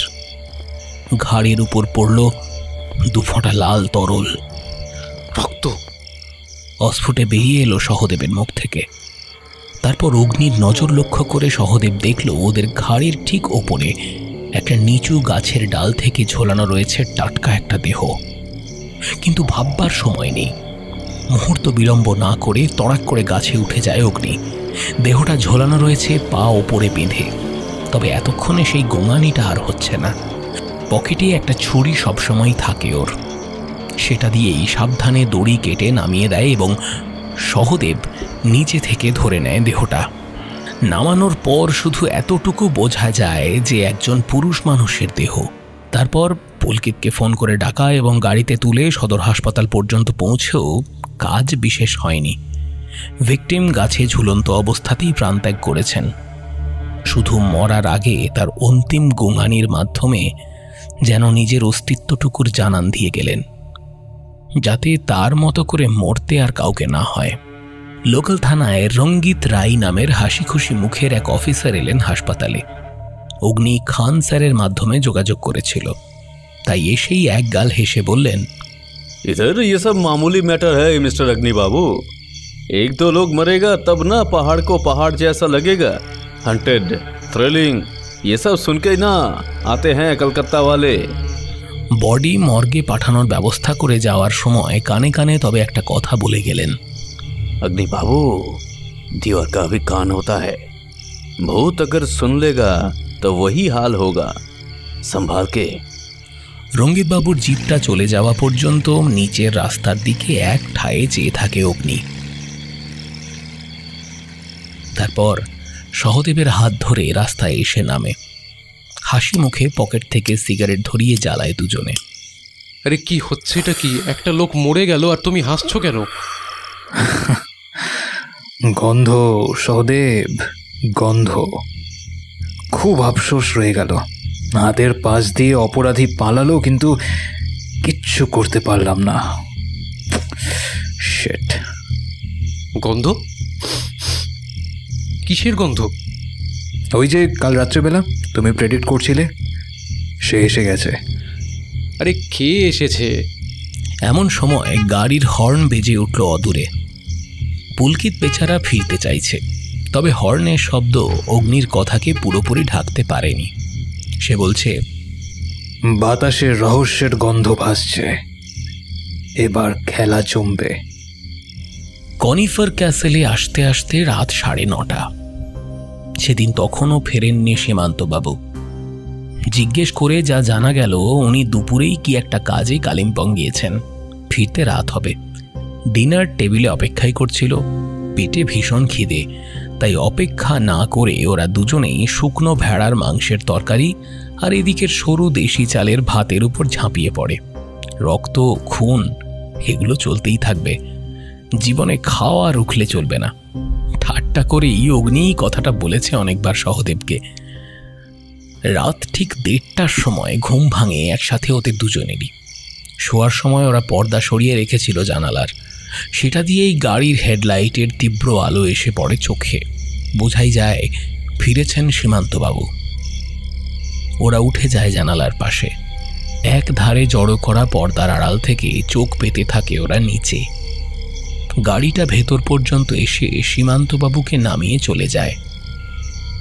হ্যাঁ, একেবারে চলেই যায়, অর্থাৎ গাড়িটা এখানের নয়। নাম্বার প্লেটটা লক্ষ্য করলে সহদেব? হ্যাঁ, মানে WB79 AH7028 ব্ল্যাক ফরচুনার। ফোনের নোটপ্যাডে নাম্বারটা তাড়াতাড়ি নোট করে নেয় সহদেব। এবার দেখো।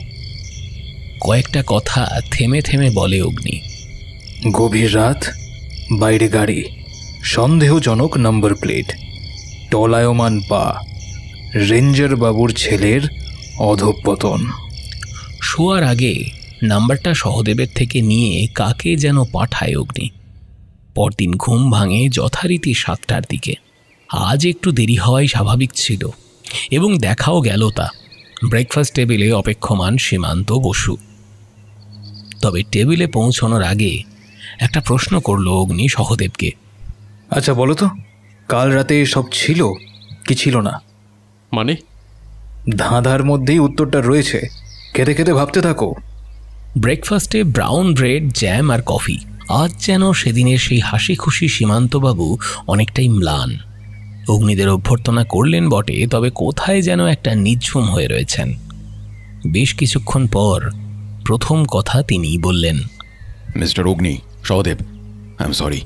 আসলে কাল যে আপনাদের ওরকম একটা বিচ্ছিরি ব্যাপারের সামনে পড়তে হবে আমি রিয়েলি ভাবিনি। আর আমাকেও কিছু আর্জেন্ট কাজে বাইরে যেতে হয়েছিল, তাই খবর পেলেও কিছু করতে পারিনি। অবশ্য ইন্সপেক্টর রঙ্গিতের সাথে আমি টাচে ছিলাম। সম্পর্কটা যেহেতু আপনি থেকে তুমিতে দাঁড়িয়েছে, তাই অগ্নি বেশ একটু আন্তরিকতার সাথেই প্রত্যুত্তর করে। আরে না না, সরি বলার কি আছে, এসব কি আর বলে ঘটে নাকি? আসলে আমার রাশিতেই বোধহয় লেখা আছে, যদ ঘটচন্তি শান্তি নাস্তি। তা যা বলেছ অগ্নি, ভেবেছিলাম কয়েকটা দিন শান্তিতে কাটিয়ে যাওয়া যাবে, কিন্তু তার হলো না। কিন্তু সীমান্তদা, একটা ব্যাপার, আমি আরেকবার যেতে চাইছিলাম ওই ডেথ রোডে। এবার সীমান্তবাবু যেন গর্জে উঠলেন। পাগল, তোমরা জানো না তাই বলছো। আর তোমাদের বলতেও ভুলে গেছি, এই এলাকায় ইনফ্যাক্ট আমাদের বাউন্ডারির বাইরেও ভুলেও সন্ধ্যার পর তোমরা পা রাখবে না। রেড অ্যালার্ট চলছে। Red alert? হ্যাঁ, রেড অ্যালার্ট, একদমই। বন বিভাগের তরফে জরুরি অবস্থা জারি করা হয়েছে। 3 মাসে 5টা লোকের মৃত্যু হয়েছে এলাকায়, সবগুলো কোনো অজানা ম্যানিটারের হামলায়। অজানা? অজানা কেমন? অজানা মানে জানোয়ারটার অস্তিত্ব পাওয়া যায়নি, আর আক্রান্তের শরীরে যে ধরনের ক্ষত পাওয়া গিয়েছে তাতে তা কোনো স্থানীয় জানোয়ারের সাথে মেলে না। আর ভূতের জনশ্রুতিটা? ভূতের জনশ্রুতিকে তো অনেকে বলে সত্যি। বলে একজন মহিলাকে একাকী ঘুরতে দেখা গেছে ওই রাস্তায় ঠিক গোধূলির সময়। বা অনেকেও বলে যে কয়েকজন যুবক ঘুরে বেড়ায়। অনেকে বলে তারা ভ্যাম্পায়ার। এবার কোনটা যে সত্যি আর কোনটা যে মিথ্যে তা তো জানা মুশকিল। তবে হ্যাঁ, খুন বা ওই ধরনের মৃত্যুগুলো ফ্রিকোয়েন্ট হচ্ছে। ঠিক আছে, আমি এখন উঠি। দিনে একবার যেতেই হয় আমাকে। পুলকিতকে বলে দেব, বেরোলে তোমাদের পিক আপ করে নেবে। অনেক ধন্যবাদ সীমান্তদা। ব্রেকফাস্ট করে ওরা চলে আসে রুমে। অগ্নির মুখ গম্ভীর। সহদেব সাইড টেবিলে রাখা 2 মাস পুরনো একটা স্থানীয় পত্রিকার পাতা উল্টোচ্ছে। তা সহদেব, ধাঁধার উত্তরটা পেলে? হ্যাঁ, মানে ভেবেছি একটা। কি? কালকে রাতে জঙ্গলের থেকে গাছ কাটার আওয়াজটা আসছিল না? কেল্লা ভতে! আরে গুরু, তুমি পুরো সেটা ভেঙে দিয়েছো। আচ্ছা 1 মিনিট, সহদেব তুমি এটুকু আমাকে বলো যে রঙ্গিত বাবু আমাদেরকে কি বলতে চেয়েছিলেন? প্রত্যুত্তরের অপেক্ষা না করেই অবশ্য মোবাইল বের করে খানকে ফোন করে অগ্নি। যতক্ষণ রিং হয় সহদেব একটা প্রশ্নের উত্তর জেনে নেয়। কালকের নাম্বার প্লেটটার কোনো খোঁজ পেলে? হ্যাঁ পেয়েছি, কালিম্পংয়ের এক হোটেল ব্যবসায়ী আগরওয়ালের। হ্যাঁ, ইয়েস স্যার। স্যার রঙ্গিতের নাম্বারটা? Okay, yes urgent sir. Nothing wrong. Yes, thank you sir. কয়েক মিনিটের মধ্যেই আরও একটা কল করে অগ্নি। হ্যালো, ইন্সপেক্টর রঙ্গিত বাবু? কথাবার্তার একদিকটা শুধু শোনা যায়। यस, अग्नि दिस साइड। थोड़ा मिलना ज़रूरी है। Office now? Okay okay okay, sure. তারপরেই সহদেবের উদ্দেশ্যে বলে, প্রস্তুত হয়ে নাও সহদেব, পাক্কা 2 ঘন্টায় রঙ্গিতের অফিস। 25 কিলোমিটার দূর এখান থেকে। যাওয়ার আগে অবশ্য একবার লাইব্রেরিটাই উঁকি দিয়ে যেতে হবে। আরে কিন্তু কিছুই যে বুঝছি না। বুঝিনি তো আমিও, শুধু জানবারই চেষ্টা করছি। পরবর্তী 15 মিনিটের মধ্যে ওরা স্নান করে কাপড় বদলে লাইব্রেরি রুমে উপস্থিত হয়। অবশ্য সহদেবী বলে কথাটা। আচ্ছা, ওই অরণ্যমন বাবুর সেকশনটা কোন দিকে? খুঁজতে খুঁজতে অবশ্য পাওয়া যায় জায়গাটা। বিশাল হলঘরটার একটা কোণার দিকে কাঁচ ঘেরা একটা তালাবন্ধ আলমারি রয়েছে। আলমারির বাইরে লেখা রয়েছে অরণ্যমন বসু। সহদেব, এটা থেকে তো আপাতত কিছুই জানা সম্ভব নয়, তবে এদিকটা একবার এসো তো, দেখি একবার। বহু পুরনো ফাইল, হাতে লেখা স্থানীয় সব পাণ্ডুলিপির একটা বিরাট র্যাক ছিল। সেখান থেকেই খুঁজে একটা লাল মলাটের খাতা তুলে নেয় অগ্নি। খাতার উপরের পাতা পোকায় খেয়েছে, যে অংশটা খেয়েছে সেটার পাশে লেখা বসু। এটা কোন বসু? জানতে গেলে তো পড়তে হবে। জামার ভেতর চটপট লুকিয়ে ফেলো। আশা করি এটার অস্তিত্ব শ্রীমান সীমান্তবাবুর অগোচরই রয়েছে, না হলে নিশ্চয়ই এটারও স্থান ওই আলমারির ভেতরেই হতো। এতক্ষণে গেটের বাইরে গাড়ির আওয়াজ পাওয়া যায়। পুলকিতকে ফোন করে ওরা বলে দিয়েছিল আধা ঘন্টার মধ্যে প্রস্তুত হয়ে হর্ন বাজাতে।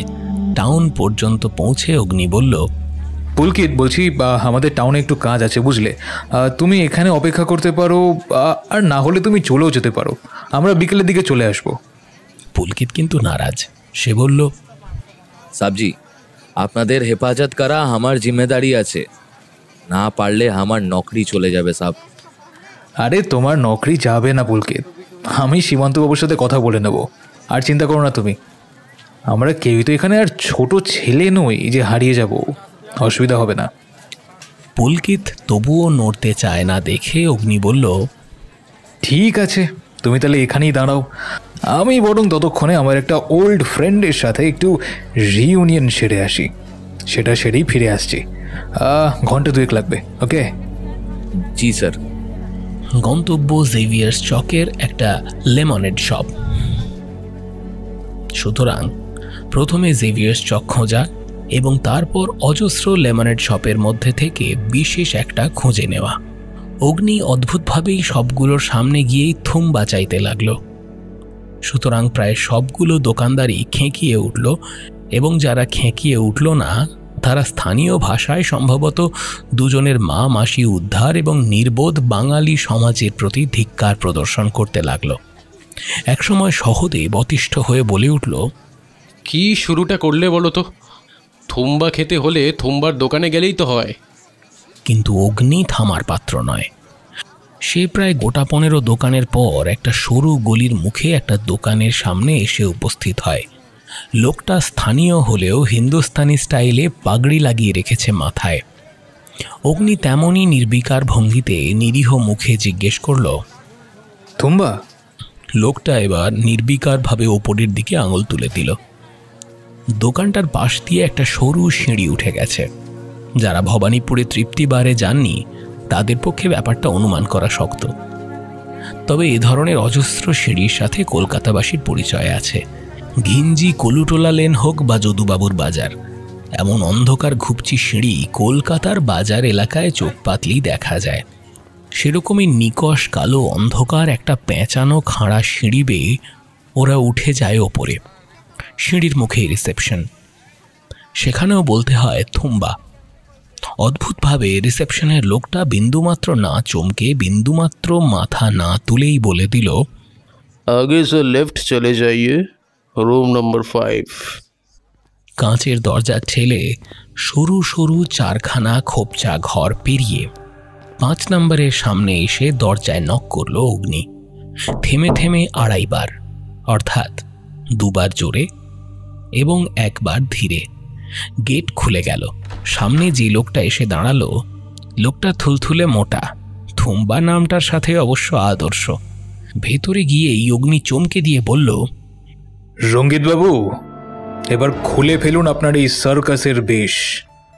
বলা মাত্রই ঘরের মধ্যে সহদেবের প্রায় হার্ট ফেল করিয়ে খোলস ত্যাগ করার মতো সেই বিশাল বপু দেহটার ভেতর থেকে বেরিয়ে সেটাকে একপাশে ফেলে হাসি মুখে দাঁড়ালো इंस्पेक्टर रंगीत राय। थैंक्स अग्नि बाबू, मर ही जाता और थोड़ा इंतजार करना पड़ता तो। बैठिए। ওরা দুজনেই দুটো চেয়ার জুড়ে বসলো বটে, তবে সহদেব তার আবেগ চেপে রাখতে পারল না। কি খেলা দেখালে গুরু, হ্যাঁ তুমি তো সেরা। क्या सेरा? मतलब? মতলব আবার কি? আমার এই বন্ধুটি একটু অবাক হয়েছেন আমাদের মিট আপের প্ল্যান দেখে। ওহো, না হলে যে এই বাজারে বডি হয়ে যাবেন সৌদেব বাবু। এতক্ষণ পর কেমন যেন সহদেবের মনে হলো কিছু একটা ভয়ঙ্কর লুকিয়ে রয়েছে এই সব কিছুর পেছনে। না হলে এত গোপনীয়তার কি আছে? কেমন যেন একটা শিহরণ অনুভব করলো ঘাড়ের রোমকূপে এবং রক্তের কণিকায়। এবার একটু ক্লিয়ার করুন রঙ্গিত বাবু।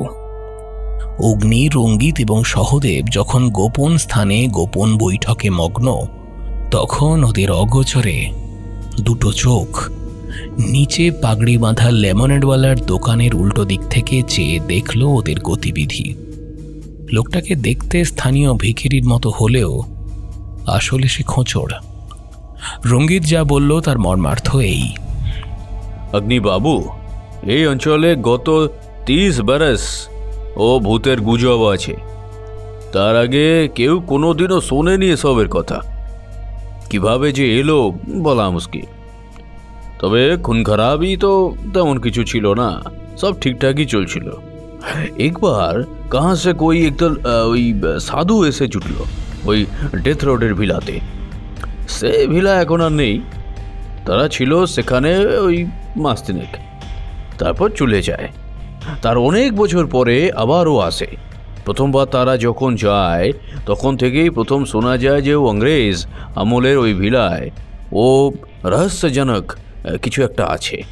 কারণ ওরা চলে যাওয়ার পর একটা লোকের ও অস্বাভাবিক মৃত্যু ঘটে রাতের বেলায়। লোকটার মুখে একটা আতঙ্কের চিহ্ন ছিল। তারপর অবশ্য সেটাকে ভেঙে ফেলা হয়। তবে লোকমুখে গুজব ছড়িয়ে পড়ে। এরপর থেকে নাকি রাস্তাঘাটে লোকে কাদের যেন দেখতে পেত। তারপর থেকেই একটা দুটো মৃত্যু হতেই লাগলো। মানে कोई पैटर्न नहीं है, একেবারে র্যান্ডম। এরই মধ্যে সীমান্ত বাবুর বাবা আরণ্যা বাবুর ও মত হয়ে গেয়া। লোকটা বুদ্ধিমান এবং দুঁতে অফিসার ছিল। ওর যাতায়াতও ছিল ওই লোকগুলোর সাথে। তখন ওরা জঙ্গলের মাঝে ক্যাম্প করে থাকতো। ওর মৃত্যুর প্রশাসনকেও চমকে দিল। এরপর এলো সীমান্ত বাবুর সময়। সীমান্ত বাবু রইলেন নিজের ব্যবসা নিয়ে, তার অন্যদিকে নজর নাই। लेकिन इन दिनों वो मौत का संख्या बहुत বেড়েছে। আরো র্যান্ডম খুন হচ্ছে। মাসে একটা দুটো কেস তো লেগেই রয়েছে। প্রশাসনও ভয় কাঁটা হয়ে রয়েছে। করার বিশেষ কিছুই নাই।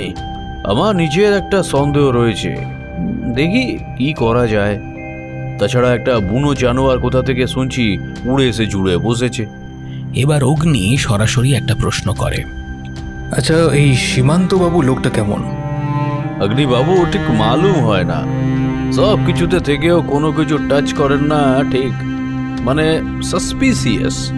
आप लोग नया है यहाँ, कलकत्ता वाले पुलिस इधर क्या करेगा? इधर कितना ऑफिसर लोग डर के मारे भाग गए। पब्लिकली ये सब डिस्कस करा वेरी डेंजारास। তাই আপনাকে আমি SMS করে মিট আপ প্ল্যান বলে দিই। Thank you Rangit Babu, thank you. এরপর আরও কিছু আলোচনার পর যে রাস্তায় ওরা গিয়েছিল সেই রাস্তাতেই ফিরে পুলকিতের গাড়ি চেপে ওরা ফিরে আসে কনিফার কাসেল। রাতে ডিনার টেবিলে দেখা হয় সীমান্তবাবুর সঙ্গে। প্রথম কথা তিনিই বলেন, বরং বলা ভালো গর্জন করলেন। প্রথমটা অবশ্য শ্লেষের সঙ্গেই শুরু করলেন, ফ্রান্সিস, অগ্নি সহদেব বাবুদের থুম্বা দাও। আজ থুম্বা খেতে ওদের পুরো মার্কেট ঘুরতে হয়েছে। অগ্নির মুখ গম্ভীর হলেও করার কিছুই নেই, সাক্ষাৎ বাঘের ডেরা। তারপর বললেন, অগ্নি, তুমি একজন পুলিশের লোক আমি জানি, এও জানি তুমি দায়িত্ববান অফিসার। কিন্তু এখানের পরিস্থিতি তুমি জানো না। রঙ্গিত তোমাদের থুম্বা চাকাতে গিয়ে কি বলেছে জানি না, তবে যেন ওই মার্ডারের ঘটনাগুলোতে আমার 5টা লোক বলি হয়েছে। আর সবচেয়ে বড়, আমার প্রাণের প্রিয় ম্যানেজার কামাল আলী গায়েব হয়ে গেছে। আমি সেই দুঃখ আজও ভুলিনি। আমি চাই ওই কেসের সমাধান হোক, কিন্তু তার চেয়েও বেশি চাই জীবনে শান্তি থাকুক। আমি বরাবরই শান্তিপ্রিয় লোক, বাবাকে হারিয়েছি, তোমরা ভাইয়ের মতন। তোমাদের কিছু হোক আমি চাইবো না। তাই খানবাবুকে আমি কন্ট্যাক্ট করে তোমাদের পরশু এর চেয়ে ভালো জায়গা কালিম্পংয়ের লাভাতে শিফট করিয়ে দেবো। কোনো অসুবিধা হবে না, আমার চেনা জানা আছে ওখানে। সবাই খুব কেয়ার করবে। এখান থেকে তোমাদের পা তুলতে হবে না। I am really sorry for that. এরপর আর কথা চলে না। গৃহস্বামী স্বয়ং রুষ্ট হয়েছেন, এর ওপরে আর কথা চলে না। তবু অগ্নি ওর শেষ চালটা চালল। দাদা বলছি, আমরা তো চলেই যাব, একটা শেষ ইচ্ছে ছিল। শেষ ইচ্ছা কি? একবার যদি একটু অরণ্যমোহন বাবুর বুক কালেকশনটা দেখাতে। फ्रांसिस, वो चाबी लेके बड़ा साहब का किताब, वो जो बड़ा साहब का किताब का जो कलेक्शन है ना, वो बाबू लोगों को दिखा देना।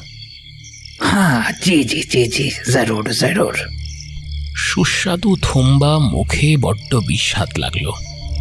খাওয়ার পর বেজার মুখে ওরা এসে দাঁড়ালো আবারও সেই মৃতপুরীর মতো লাইব্রেরির পেটের ভেতর, এবং নাড়াচাড়া করতে করতে সহদেব ফ্রান্সিসকে যখন অন্য জায়গায় ব্যস্ত রাখল, দুটো ডায়েরি সেখান থেকে কোমরের মধ্যে গুঁজে নিল অগ্নি।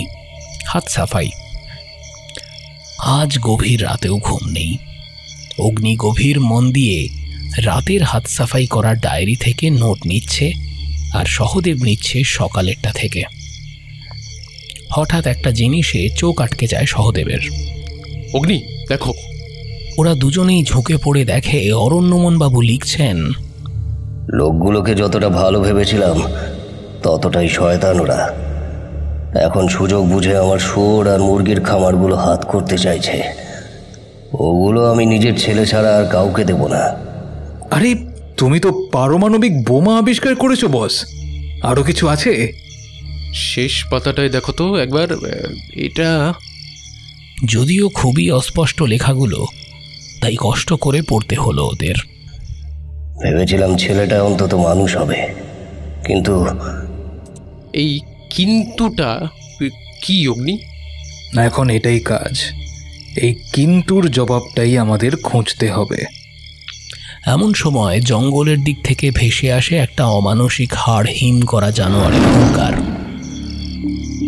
চারপাশে সেটা অনেকক্ষণ প্রতিধ্বনিত হয়ে চলে। আরও প্রায় ঘন্টা দেড়েকের চেষ্টায় ডায়েরিগুলোর থেকে নোট নেওয়া মোটামুটি শেষ করে অগ্নি। একটা সিগারেট ধরিয়ে সে শুরু করে,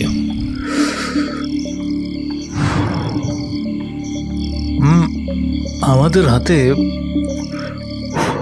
যে বিষয়গুলো আছে, অরণ্যবাবুর রহস্য মৃত্যু, তারপর সীমান্তবাবুর মুরগি বা শুয়োরের ফার্ম, কতগুলো রহস্যজনক জৈন সাধক যারা ফিরে ফিরে আসে, গাছের ডালে ঝুলিয়ে নৃশংস খুন, ডেথ রোডে ভূতের গুজব, জানোয়ার, অফিসার রঙ্গিতবাবুর ভয়, আর সীমান্তবাবুর রহস্যজনক গতিবিধি।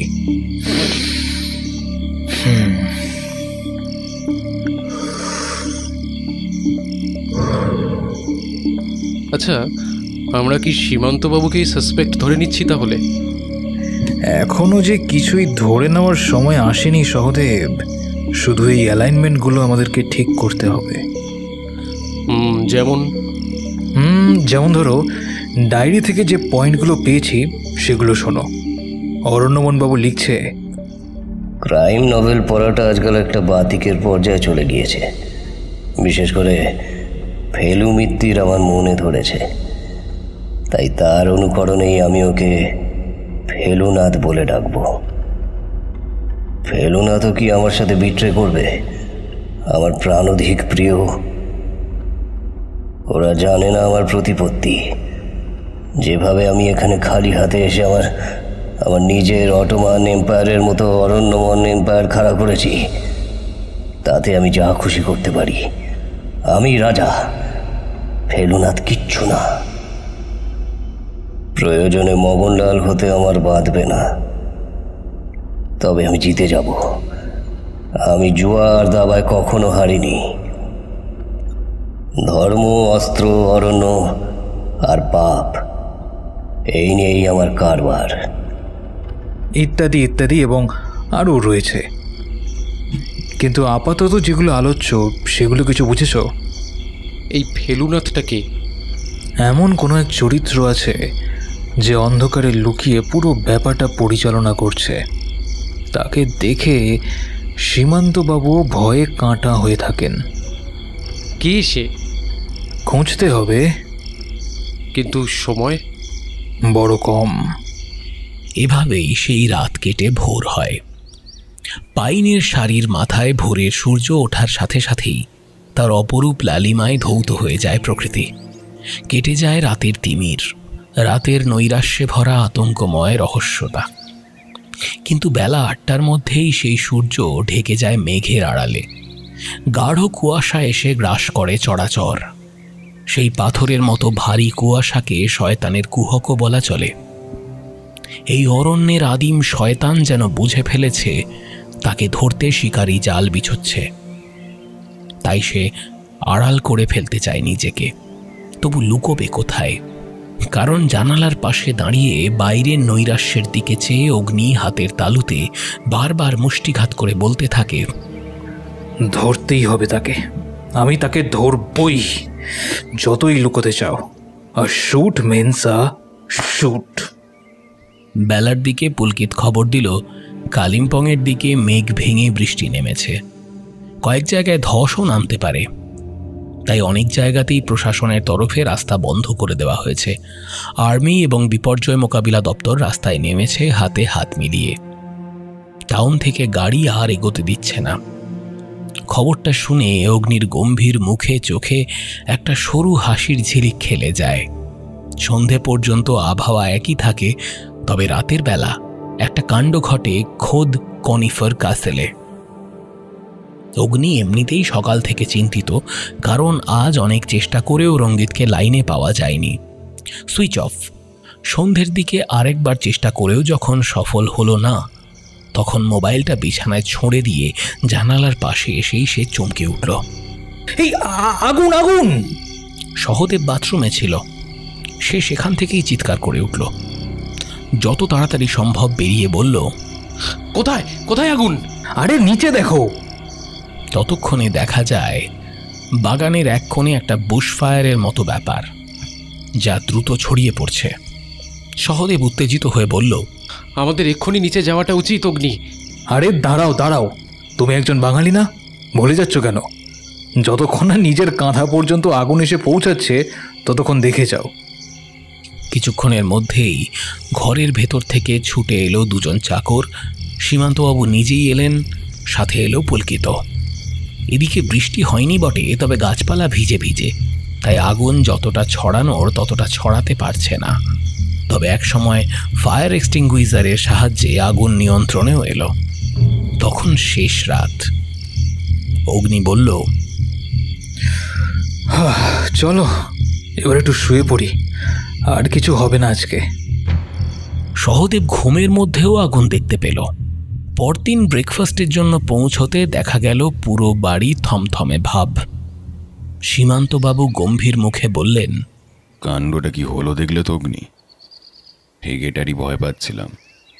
অগ্নি আকাশ থেকে পড়ে বলল, হ্যাঁ, আসলে তোমাদের এখানে ঘুমটা এত দুর্দান্ত হয় যে সহদেব প্রথমে ওপরে নিচে ঘাড় দুলিয়েই অগ্নির কটাক্ষের মুখে পড়ে নিজের ভুল শুধরে জোরে ডান দিক বাঁ দিকে ঘাড় দুলিয়ে দিল। অর্থাৎ সেও বুঝতে পারেনি। সীমান্তের মুখে ফুটে উঠল হতাশা। অভিশাপ লেগেছে, সেই জৈন সাধুরা আবারও এসেছে। মানে? হ্যাঁ, ওরা যখনই আসে জঙ্গলের ভিতর এক পশুর গর্জন শোনা যায়। আর তার চেয়েও বড়, কাল রাতে ওই লনে আগুন লেগে হঠাৎ পুলকিত বাইরের ঘরে থাকে, সেই প্রথম দেখে জানায়। তারপর যাই হোক ক্ষতি কিছুই হয়নি, তবে যে জিনিসগুলো সেখান থেকে পাওয়া গেছে তা ভয়ঙ্কর। দেখা যায়? Yeah sure. অগ্নি এবং সহদেব ঘটনাস্থলে গিয়ে দেখে কতকগুলো মাটির অদ্ভুত নকশাওয়ালা ঘটে এক নগ্ন পিশাচের মূর্তি আঁকা পড়ে রয়েছে। তবে এবার সীমান্ত যেটা বললেন সেটার জন্য ওরা কেউই প্রস্তুত ছিল না। একটা কথা ভেবেছি। কি? তোমাদের এখানে থাকা সেফ নয়, আর কালিম্পংয়ে দুর্যোগের কারণে যাওয়াও সম্ভব নয়। জঙ্গলের মধ্যে বাবার একটা ফার্ম আছে, সেটা আমি দেখি। একটু অসুবিধা হবে, তবে কটা দিন সেখানেই থাকতে পারবে। অগ্নি একটা ইঙ্গিত করে সহদেবকে অলক্ষ্যে।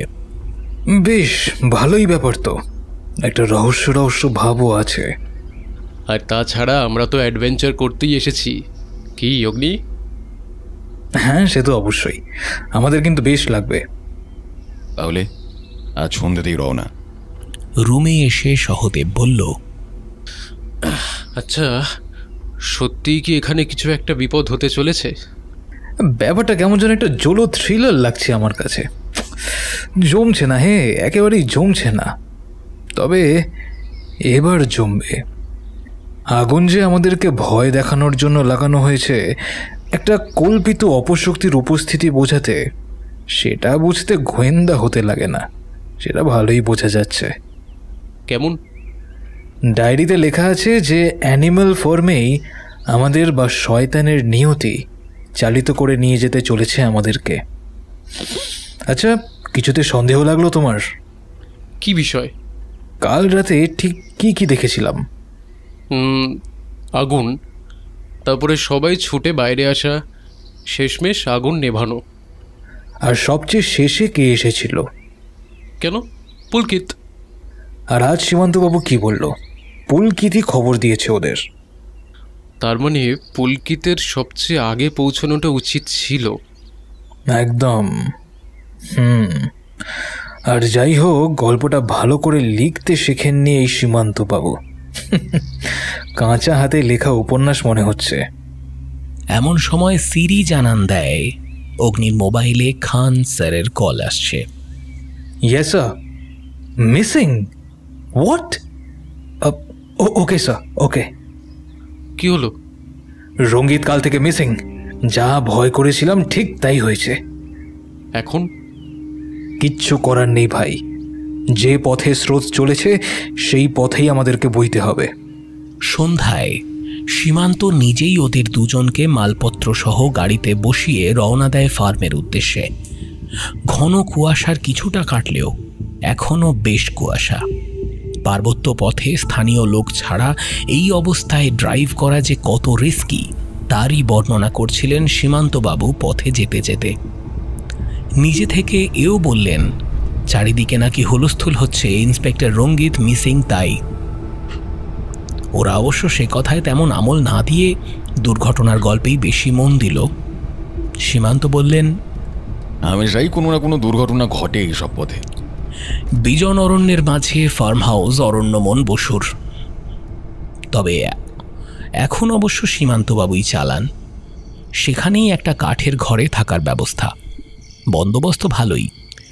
দেশি মুরগির কারি যখন তখন পাওয়া যায়, সাথে নরম চালের গরম গরম ভাত। সেই দিয়ে ডিনারটাও বেশ জমে গেল। আরও জমে গেল জলের বদলে স্থানীয় রক্সি 2 গ্লাস পান করে। রাস্তার ধকল আর ঠান্ডা দুটোই বেমালুম গায়েব। অনেক রাত পর্যন্ত গান হলো, আড্ডা হলো। সীমান্ত নিজেই যে এসব ব্যাপারে রসিক মানুষ তার পরিচয় পাওয়া গেল। অনেক রাতে আড্ডা ভাঙতে সবাই নিজের নিজের জায়গায় শুতে গেল। ফার্ম হাউসে দেখা গেল যেন অন্য সীমান্তকে। সেই সীমান্ত দুর্ধর্ষ নয়, বরং রসসম্পন্ন রসিক। বাবার এই দিকটাও যে পেয়েছেন ছেলে তা বোঝাই যায়। সীমান্ত থাকে তার অফিস কাম বেডরুমে। জায়গাটা ওদের থাকার জায়গা থেকে উল্টো দিকে। কালকে ঘুরে দেখা যাবে সহদেব, এখন শুয়ে পড়ো বলে চাদরের তলায় হারিয়ে যায় অগ্নি। রাতটা ভালোই কাটে। নিরিবিলি নির্জনতার চাদর মুড়ি দিয়ে পাহাড় আর অরণ্যের কোলে শহর থেকে হারিয়ে যেতে এমন করে কে না চায়। বাঙালি, ফরাসি, ইংরেজ, স্প্যানিশ সব সাহিত্য এবং শিল্পের মূল লক্ষ্যই এই হারিয়ে যাওয়া। সুতরাং এমন নিশ্চিন্তের নিদ্রাকে স্বাগত জানানোই ভালো। সকালবেলা সীমান্ত বললেন, যে কদিন অগ্নিরা রয়েছে সে কদিন তিনি এখানেই থাকবেন। তাছাড়া এখন খারাপ আবহাওয়ার জন্য করাতকল বন্ধ। ফার্মটা কিন্তু বিশাল, সেই তুলনায় ফার্ম হাউস খুবই ছোট। সম্ভবত কেউ থাকে না তেমন, সেজন্যই বড় বাড়ি করার প্রয়োজন পড়েনি। সীমান্ত মাঝে মাঝে আসেন, অরণ্যমন তেমন একটা আসতেন না। কোনো এক স্থানীয় লোকের থেকে এটা বাগিয়ে স্থানীয় লোক দিয়েই কাজ চালাতেন। এখনও 2টো স্থানীয় কুলি শ্রেণীর লোক ম্যানেজমেন্ট দেখে। তাছাড়া কতগুলো ঠিকাদার কাজের লোক আছে। পাহাড়ের উপত্যকায় সবুজ ঘাস জমিকে বেড়া করে ঘিরে একদিকে শুয়োরের খামার, অন্যদিকে মুরগির খামার করা হয়েছে। মুরগির জায়গায় দেশি এবং বিদেশি দুই প্রকারেরই মুরগি আছে। সহদেব অবশ্য থেকে থেকে অতিষ্ঠ হয়ে উঠছিল। উফ, কি হয়েছেটা কি? এরকম কোনো ব্যাগের মতন ছটফট করছো কেন? আরে বলো না, নেটওয়ার্কটা। অবশেষে সীমান্তবাবুই জবাব দেন, কি নেটওয়ার্ক আসছে না? এখানের এটাই মজা, এদিকটা এখনও এত উন্নত হয়নি। এখানের নিয়ারেস্ট টাওয়ার ওই ধরো বেশি নয়, 10 কিলোমিটার দূরে। তাহলে তো দেখছি কলকাতায় গিয়ে একটা জনস্বার্থ মামলা করতেই হবে বিখ্যাত নেটওয়ার্ক কোম্পানির বিরুদ্ধে। সারাদিন আইপিএলের সময় চেঁচিয়ে চলেছে দেশ দুনিয়ার কোণে কোণে তাদের টাওয়ার আছে, আর এই সামান্য জায়গায় একটা টাওয়ার লাগাতে পারেনি। করতে পারো সহদেব, হতেও পারে যে লাখ কয়েক টাকাও পেয়ে গেলে। তবে আমি ভাবছি এখানে একটা জায়গা নিয়ে থেকে যাব, ঝঞ্ঝাট ঝামেলা কিছু নেই, ক্রিমিনালের পেছনে দৌড়ানো নেই, বেশ জীবন। তুমি বলছো এই কথা? সহদেব অবাক হয়, কিন্তু তখনই সে লক্ষ্য করে অগ্নির হাতের দেশলাইটা মাটিতে খসে পড়ে এবং দেশলাই কুড়োনোর নাম করে সে দেশলাইয়ের সাথে চকচকে মতন কি একটা জিনিস তুলে পকেটে পড়ে। সীমান্ত তখন এক মনে তার মুরগির গুণবর্ণনায় ব্যস্ত। সকালে বাইরের মাঠে বসে খাঁটি দইয়ের ছাঁচ পান করে ওদের শরীর মন চাঙ্গা হয়ে ওঠে। ছাঁচের গ্লাস হাতে অগ্নি কিন্তু নিজের ঘরে গিয়ে ঢুকেছে। কিছুক্ষণ এদিক ওদিক গল্প করে সীমান্তবাবুকে বাই করে সেও চলে আসে। সীমান্ত লোকটাকে আজকাল তার ভালো লাগতে শুরু করেছে। সত্যি এখানে আসার পর থেকে লোকটার একটা অন্যরকম স্বরূপ উদ্ঘাটিত হয়েছে ওদের সামনে। কাজবাজের ব্যস্ততা চিন্তার মধ্যে থাকলে অনেকের মধ্যেই অনেক রকম বিকার আসে। এরকম ছুটি কাটাতে আসলে মানুষের ভেতর থেকে তার আসল আড্ডাবাজ ভালো মনের মিশুকে মানুষটা বেরিয়ে পড়ে। আর তাছাড়া লোকটার প্রতি একটা সম্ভ্রমেরও উদ্রেক হয়। এত বড় জায়গা থেকে পড়াশুনো করে শেষে কিনা জঙ্গলে এসে পড়ে রয়েছেন। ঘুরে ফিরে এসে দরজায় দুবার নক করতে দরজা খোলে অগ্নি। কি ব্যাপার বলো তো, চলে এলে যে? এটা দেখো তো। অগ্নির হাত থেকে সহদেব যে জিনিসটা নেয় সেটা একটা সোনার আংটি। চেনা চেনা লাগছে না তো। সত্যি? ভালো করে ভেবে দেখো তো একবার। না, কার এটা? উত্তর না দিয়ে চাদর মুড়ি দিয়ে পাশ ফিরে শুয়ে পড়ে অগ্নি। সারাদিন ওভাবেই মটকা মেরে পড়ে আছে। বিকেলের কফি রুমেই আনিয়ে নেয়। সান্ধ্য আড্ডা আর রাতের ডিনারেও সে যায় না। সহদেবকে জানিয়ে দেয় ভীষণ জ্বর। সহদেব অবশ্য এমন করেই প্রকৃতিপ্রেমে মেতেছে যে একবার বন্ধুর গায়ে হাত দিয়ে দেখতেও ভুলে যায়। তাছাড়া সে বিশ্বাস করে অগ্নিকে। অগ্নি এমন কুরুক্ষেত্রে এসে জ্বরের অজুহাতে শুয়ে থাকার লোক নয়। নিশ্চয়ই তার শরীর খারাপ। সীমান্তবাবু রাতের বেলা একজন নেপালি কাজের লোকের মাধ্যমে একটা বিশেষ স্যুপ বানিয়ে পাঠিয়ে দেয়। বলে যে সকালের মধ্যেই শরীর চাঙ্গা হয়ে উঠবে।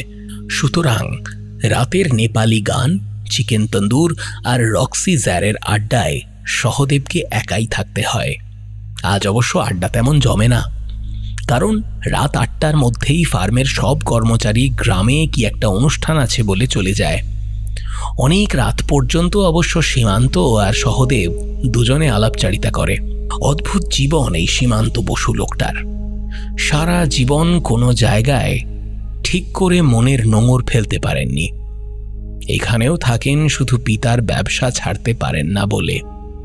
তাছাড়া এই সংসারে বিন্দুমাত্র জিনিসের প্রতি তার আসক্তি নেই। রাত তখন কত খেয়াল নেই। সীমান্তবাবু বোধহয় বাথরুমে গিয়েছিলেন। চরাচরে নিশুতি আধার। মাঝে মাঝে জোনাকি জ্বলছে। এদিকে জোনাকিকে কি বলে কে জানে। আকাশে আজ চাঁদ নেই। অনেক দিন পর যেন আজ রাতে হঠাৎ করে আকাশ হয়েছে মেঘমুক্ত। চাঁদের দেখা নেই, বোধহয় অমাবস্যা। মোবাইলটাও কাছে নেই, না হলে এইরকম পরিবেশে অ্যাস্ট্রাল ফটোগ্রাফি দারুণ হয়। এসবই 7-5 ভাবতে ভাবতে সহদেবের মনে হয় নেশাটা আজ বড্ড বেশি হয়ে গিয়েছে। মাথাটা ক্রমে আর সোজা রাখা যায় না, এলিয়ে পড়তে চায় একপাশে। ঠিক এই মুহূর্তেই কে যেন পেছন থেকে এসে শক্ত হাতে চেপে ধরে ওর মুখ। কোনো শব্দ করার আগেই লোকটার পকেট থেকে বেরিয়ে আসে একটা ধারালো কৃপাণ। সামনে সন্ধ্যায় ক্যাম্প ফায়ার করা হয়েছিল, সেটার বুঝে আসা আগুনেই সহদেব দেখতে পায় অস্ত্রের ফলা চকচক করছে, আর ক্রমে সেই ধারালো অস্ত্র ছুঁয়ে ফেলেছে ওর গলার নলি। মাঝে মাঝে কয়েকটা মাত্র সেকেন্ডও বড় লম্বা আর বড় মধুর মনে হয়। গোটা জীবনটা দেখা যায় এই সব মুহূর্তে। কয়েক ফোঁটা রক্তও কি ঝরে পড়ল ওর গলা থেকে। হঠাৎ করে অন্ধকারের বুক চিরে ঝলসে ওঠে আগ্নেয়াস্ত্র। চিৎকার করে আক্রমণকারী লোকটা পড়ে গেল পিছনের ঘাসের উপর। সহদেবের এতক্ষণের নেশার ঝোঁকটা একটু কেটেছে।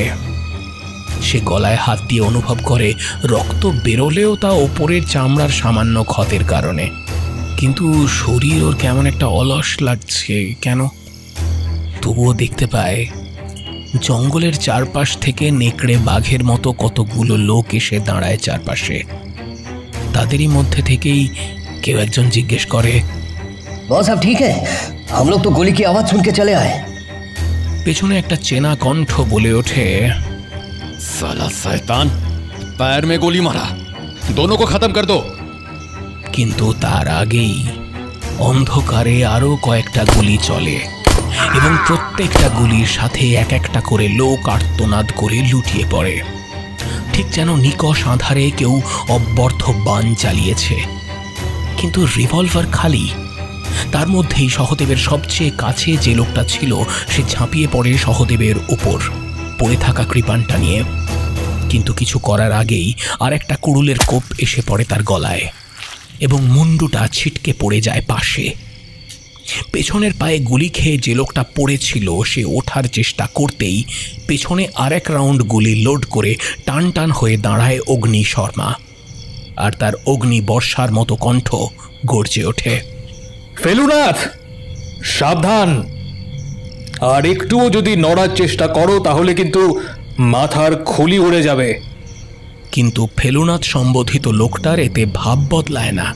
সে মৃদু মৃদু হেসে আবৃত্তি করে চলে ক্লেয়ার হার্নারের দ্য জিপসির বিখ্যাত লাইনগুলো। Do not stand by my grave and weep.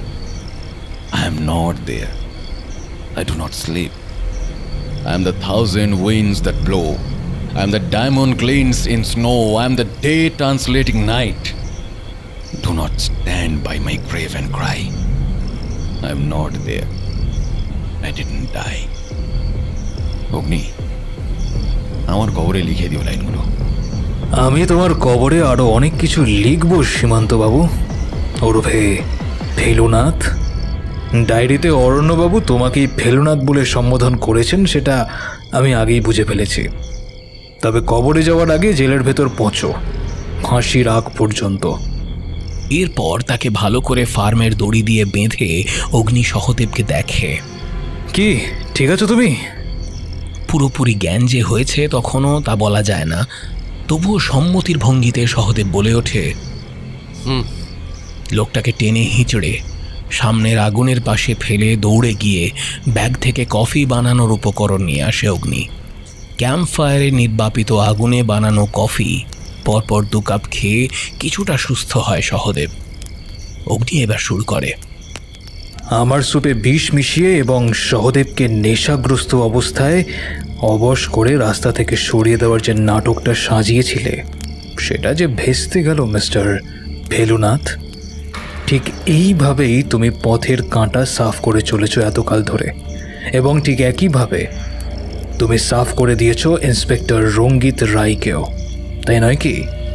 কি যাতা বলছো? রঙ্গিত কোথায় গেছে আমি জানি না। তুমি জানো না ঠিকই, কিন্তু আমি কিছুটা আন্দাজ করতে পারি।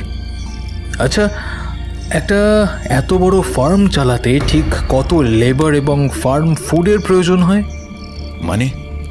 মানেটা হলো এই আংটিটা। অগ্নি পকেট থেকে একটা আংটি বের করে আনে। সকালবেলায় যেটা সে কুড়িয়ে পেয়েছিল বাগানে ঝোপের ধারে।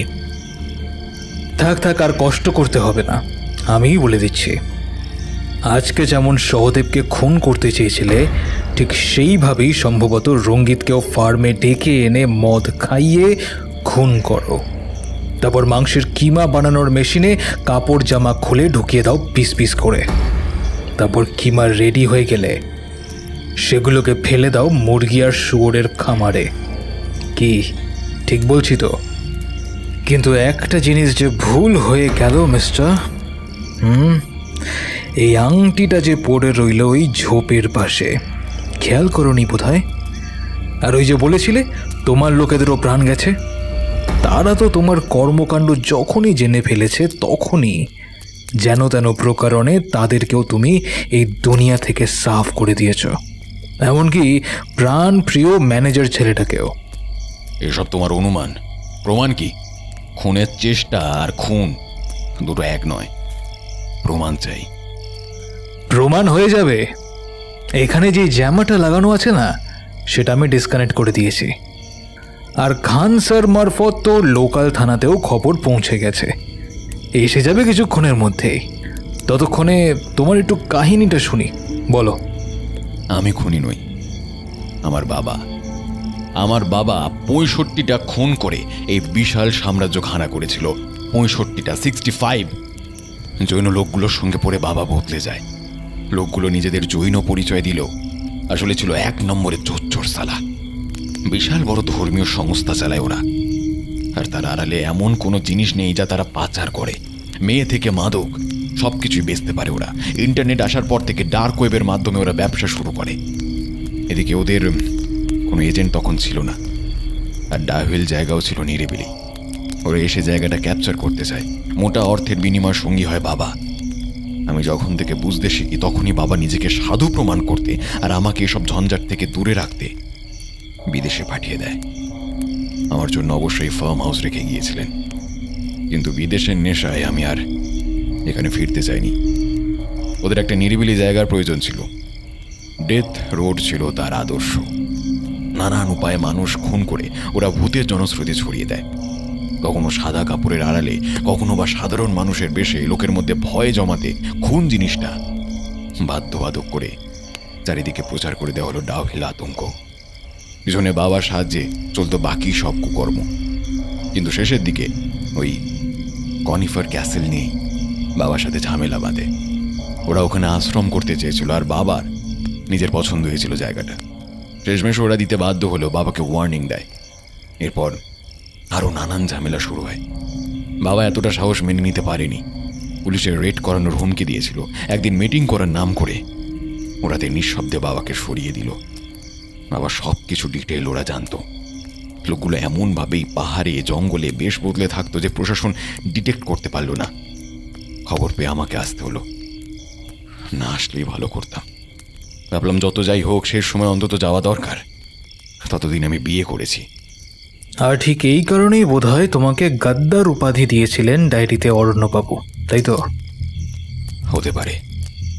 যাই হোক, বউ লিয়াকে রেখে এলাম ওখানে।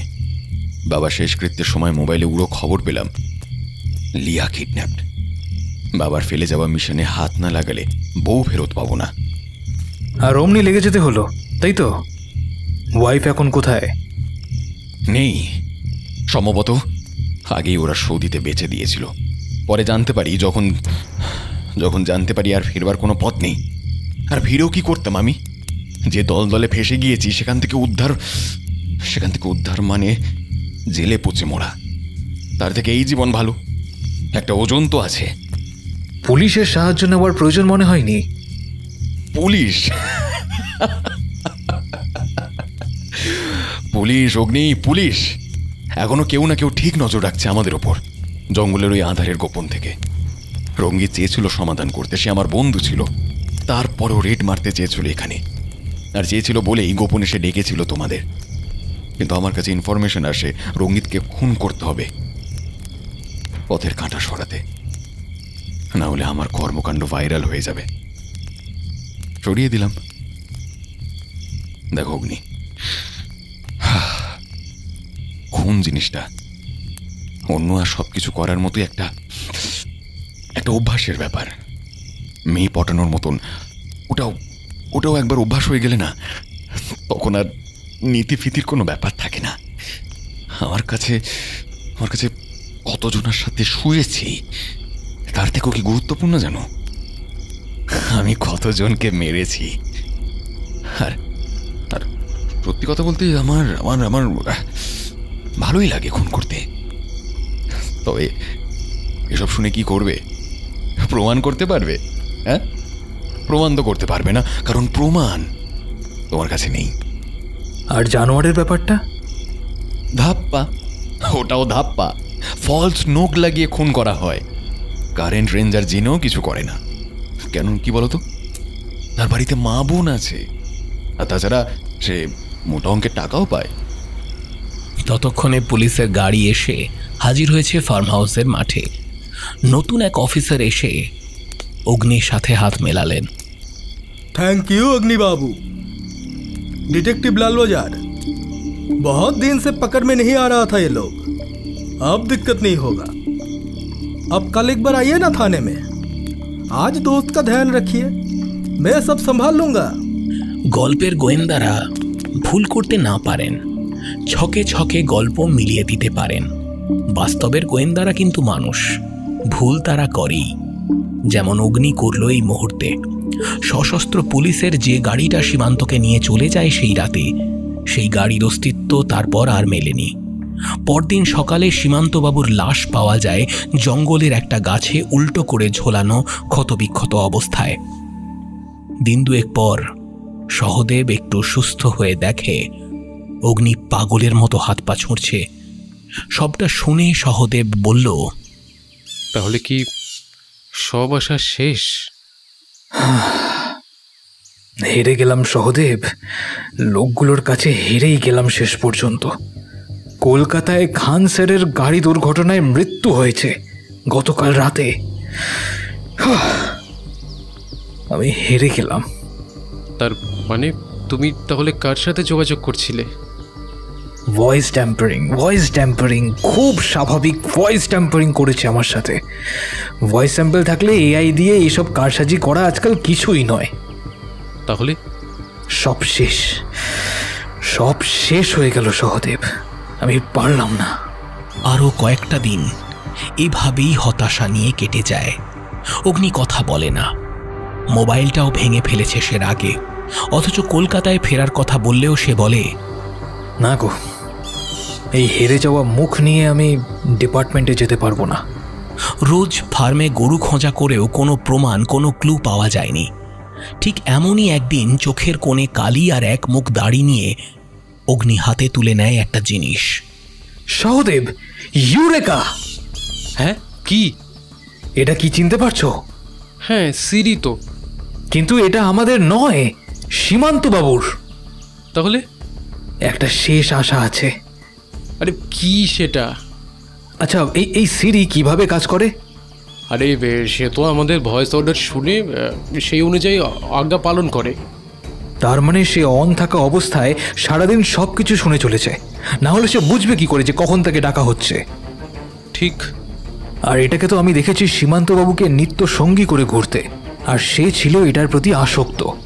তার মানে সীমান্তবাবুর সারা দিনের কার্যকলাপ, কথাবার্তা এই সিরি শুনে থাকবে। কিন্তু শুনলেই বা কি, বলতে তো আর আসছে না। এবার কলকাতা। আর হ্যাঁ, এই রকমই স্পিকারের সাহায্যে জঙ্গলের মধ্যে থেকে ওই জানোয়ারের হুঙ্কারের আওয়াজগুলো আসতো। এমনকি সেই আগুন লাগার রাতেও তাই হয়েছিল। এটাই হয়তো সেটা। বহুদিন পর কলকাতা শহরে পা দিয়ে যে কি অনুভূতি হয় তা অনুভব করার সময় এখন নেই ওদের। সরাসরি বিখ্যাত সাইবার বিশেষজ্ঞ অভিরাজের অফিসে হানা দেয় ওরা। অভিরাজ অবশ্য ওদের হাল দেখে চমকে ওঠে। আরে অগ্নি, কি হাল করেছিস? এটা কি তোর সেই বন্ধুটা? আরে চেনাই যায় না তো। আরে ওসব পরে হবে, আগে বলো সিরির পেটেন্ট টার্মসে কি আছে? মানে এক্ষুনি বার করো। কিছুক্ষণ ঘেঁটে ঘেঁটে অবশ্য অনেক চোরা পথে বেরিয়ে আসে সিরির পেটেন্ট টার্মস, যেখানে স্পষ্ট লেখা আছে এই জাতীয় সমস্ত ডিভাইস সমস্ত দিন সমস্ত সাউন্ড শোনে এবং রেকর্ড করে। ব্যাস, এরপর অনেক কাঠ খড় পুড়িয়ে দিল্লির স্পেশাল উইংসের মাধ্যমে ইউএসএতে অ্যামাজনের হেড অফিসে যোগাযোগ করা হয়। কিন্তু তাদের পেটেন্টেও আছে তারা পার্সোনাল ইনফরমেশন ডিসক্লোজ করবে না। অবশেষে অনেক চেষ্টার পর হাইকোর্টের চিঠি পেয়ে ওরা দিতে রাজি হয়। তার থেকে ভয়েস স্যাম্পল আলাদা করে জানা যায় লোকগুলো রিলিজিয়াস ক্রিমিনাল। বিখ্যাত এক বিশ্বব্যাপী ধর্মীয় প্রতিষ্ঠানের নামে সারা বিশ্বে ছড়িয়ে পড়েছে গত ৮০ বছর ধরে। এখন তাদেরই একটা উইং এই সমস্ত নোংরা কাজে মেতেছে মানুষের মনে ধর্মের সুরসুরি দিয়ে। মিথ্যে ধর্মের পাঠ পড়িয়ে তারা আড়ালে দুনিয়ার যত ঘৃণ্য কাজ করে টাকা জোগাড় করে সেই টাকায় অস্ত্র সংগ্রহ করার জন্য। কারণ অস্ত্রই পারে জেহাদের বিরুদ্ধে জেহাদ করতে। শুধুমাত্র ডাউহিল কেসে অরণ্যমনের সময় থেকে আজ পর্যন্ত সর্বমোট ২০০টা মার্ডার করা হয়েছে। তাছাড়া বহু নারী পাচার, নেশার সামগ্রী, অর্গান পাচার তো করেইছে। এই বিশাল চক্রের একটা ছোট্ট মাত্র কণা ছিল সীমান্ত। তবে সে জেনে ফেলেছিল সবকিছুই। সে ছিল একজন কোর মেম্বার। তারা মানুষকে শেখায় প্রয়োজনে ঈশ্বরের নামে লড়াই করতে, কারণ ঈশ্বরের সাম্রাজ্যই নাকি একমাত্র সুখের ভিত্তি। এই কেসের পূর্ণাঙ্গ সমাধান এত দ্রুত সম্ভব নয়। কাগজে খবর বেরোনোর পর থেকে বিশেষজ্ঞরা একে ফিউচার ক্রাইম বলে বর্ণনা করেছেন। মানুষের মগজ ধোলাই করে ক্রাইমকে সাধারণ জীবনের অংশ করে দেওয়া। যদিও এই ঘটনা বিরল নয়, তবে এতটা সরলতার আড়ালে এতটা ঘৃণ্যতা এর আগে দেখা যায়নি। ঘটনা প্রকাশ্যে আসার পর থেকে ভারতবর্ষের র, আইবি এবং আমেরিকার FBI এর মতো সংস্থা দেশে বিদেশে ওই সংস্থার কার্যালয়গুলোতে হানা দেওয়া শুরু করেছে। তবে সাধারণ মানুষকে বোঝানো শক্ত। তারা এদের ব্রেন ওয়াশড সোসাইটির অংশ। তবে যাই হোক, এত বড় কালো চক্র যার হাত ধরে সকলের সামনে এলো, সেই অগ্নি শর্মা বহুদিন হলো নিখোঁজ। কারণ একদিন তার প্রিয় বন্ধু সহদেব আর তার বান্ধবী তিস্তার সঙ্গে বাইকে চেপে ফেরার সময় নিখোঁজ হয়ে যায় আচমকাই। সহদেব ট্রেনে যেতে যেতে একটা স্বপ্ন দেখেছিল। কিছু মানুষদের দেখেছিল ওদেরই মতো। সেই রহস্যের সমাধান করতেই হয়তো অগ্নি নিরুদ্দেশ হয়েছে, তাই অনেকের বিশ্বাস। সঠিক খবর জানা নেই, জানতে পারলে আবারও জানিয়ে দেব। এখনের মতো ইতি। डेथ रोड डाउहिल, ज्यादा रिस्क मत लेना, डर लगे तो वापस आ जाना। তবে এখানে যা দেখা গেল তাতে মনে হয় বেশ ভালোই ওই আবর্জনা, ভিখিরি আর বেশ্যার শহর কলকাতা। এখানে রন্ধ্রে রন্ধ্রে সৌন্দর্যের মতো লুকোনো রয়েছে হেমলকের মতো প্রাণনাশী বিষ, যাতে একটি সামান্য ফোঁটাও অসাবধানে হতে পারে প্রাণঘাতী।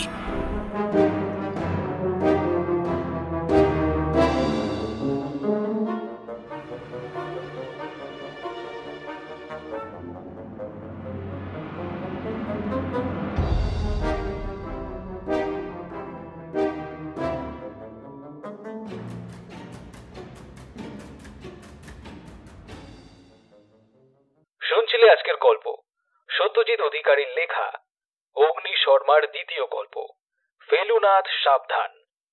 আজকের গল্প পাঠে ছিল তমাল, নীল, সৌরভ রয়, দীপম, নীলাশিস, পার্থ অরণ্যদেব মুখার্জি, সৌরভ, শুভদীপ্ত এবং আমি আরজে সৃজন।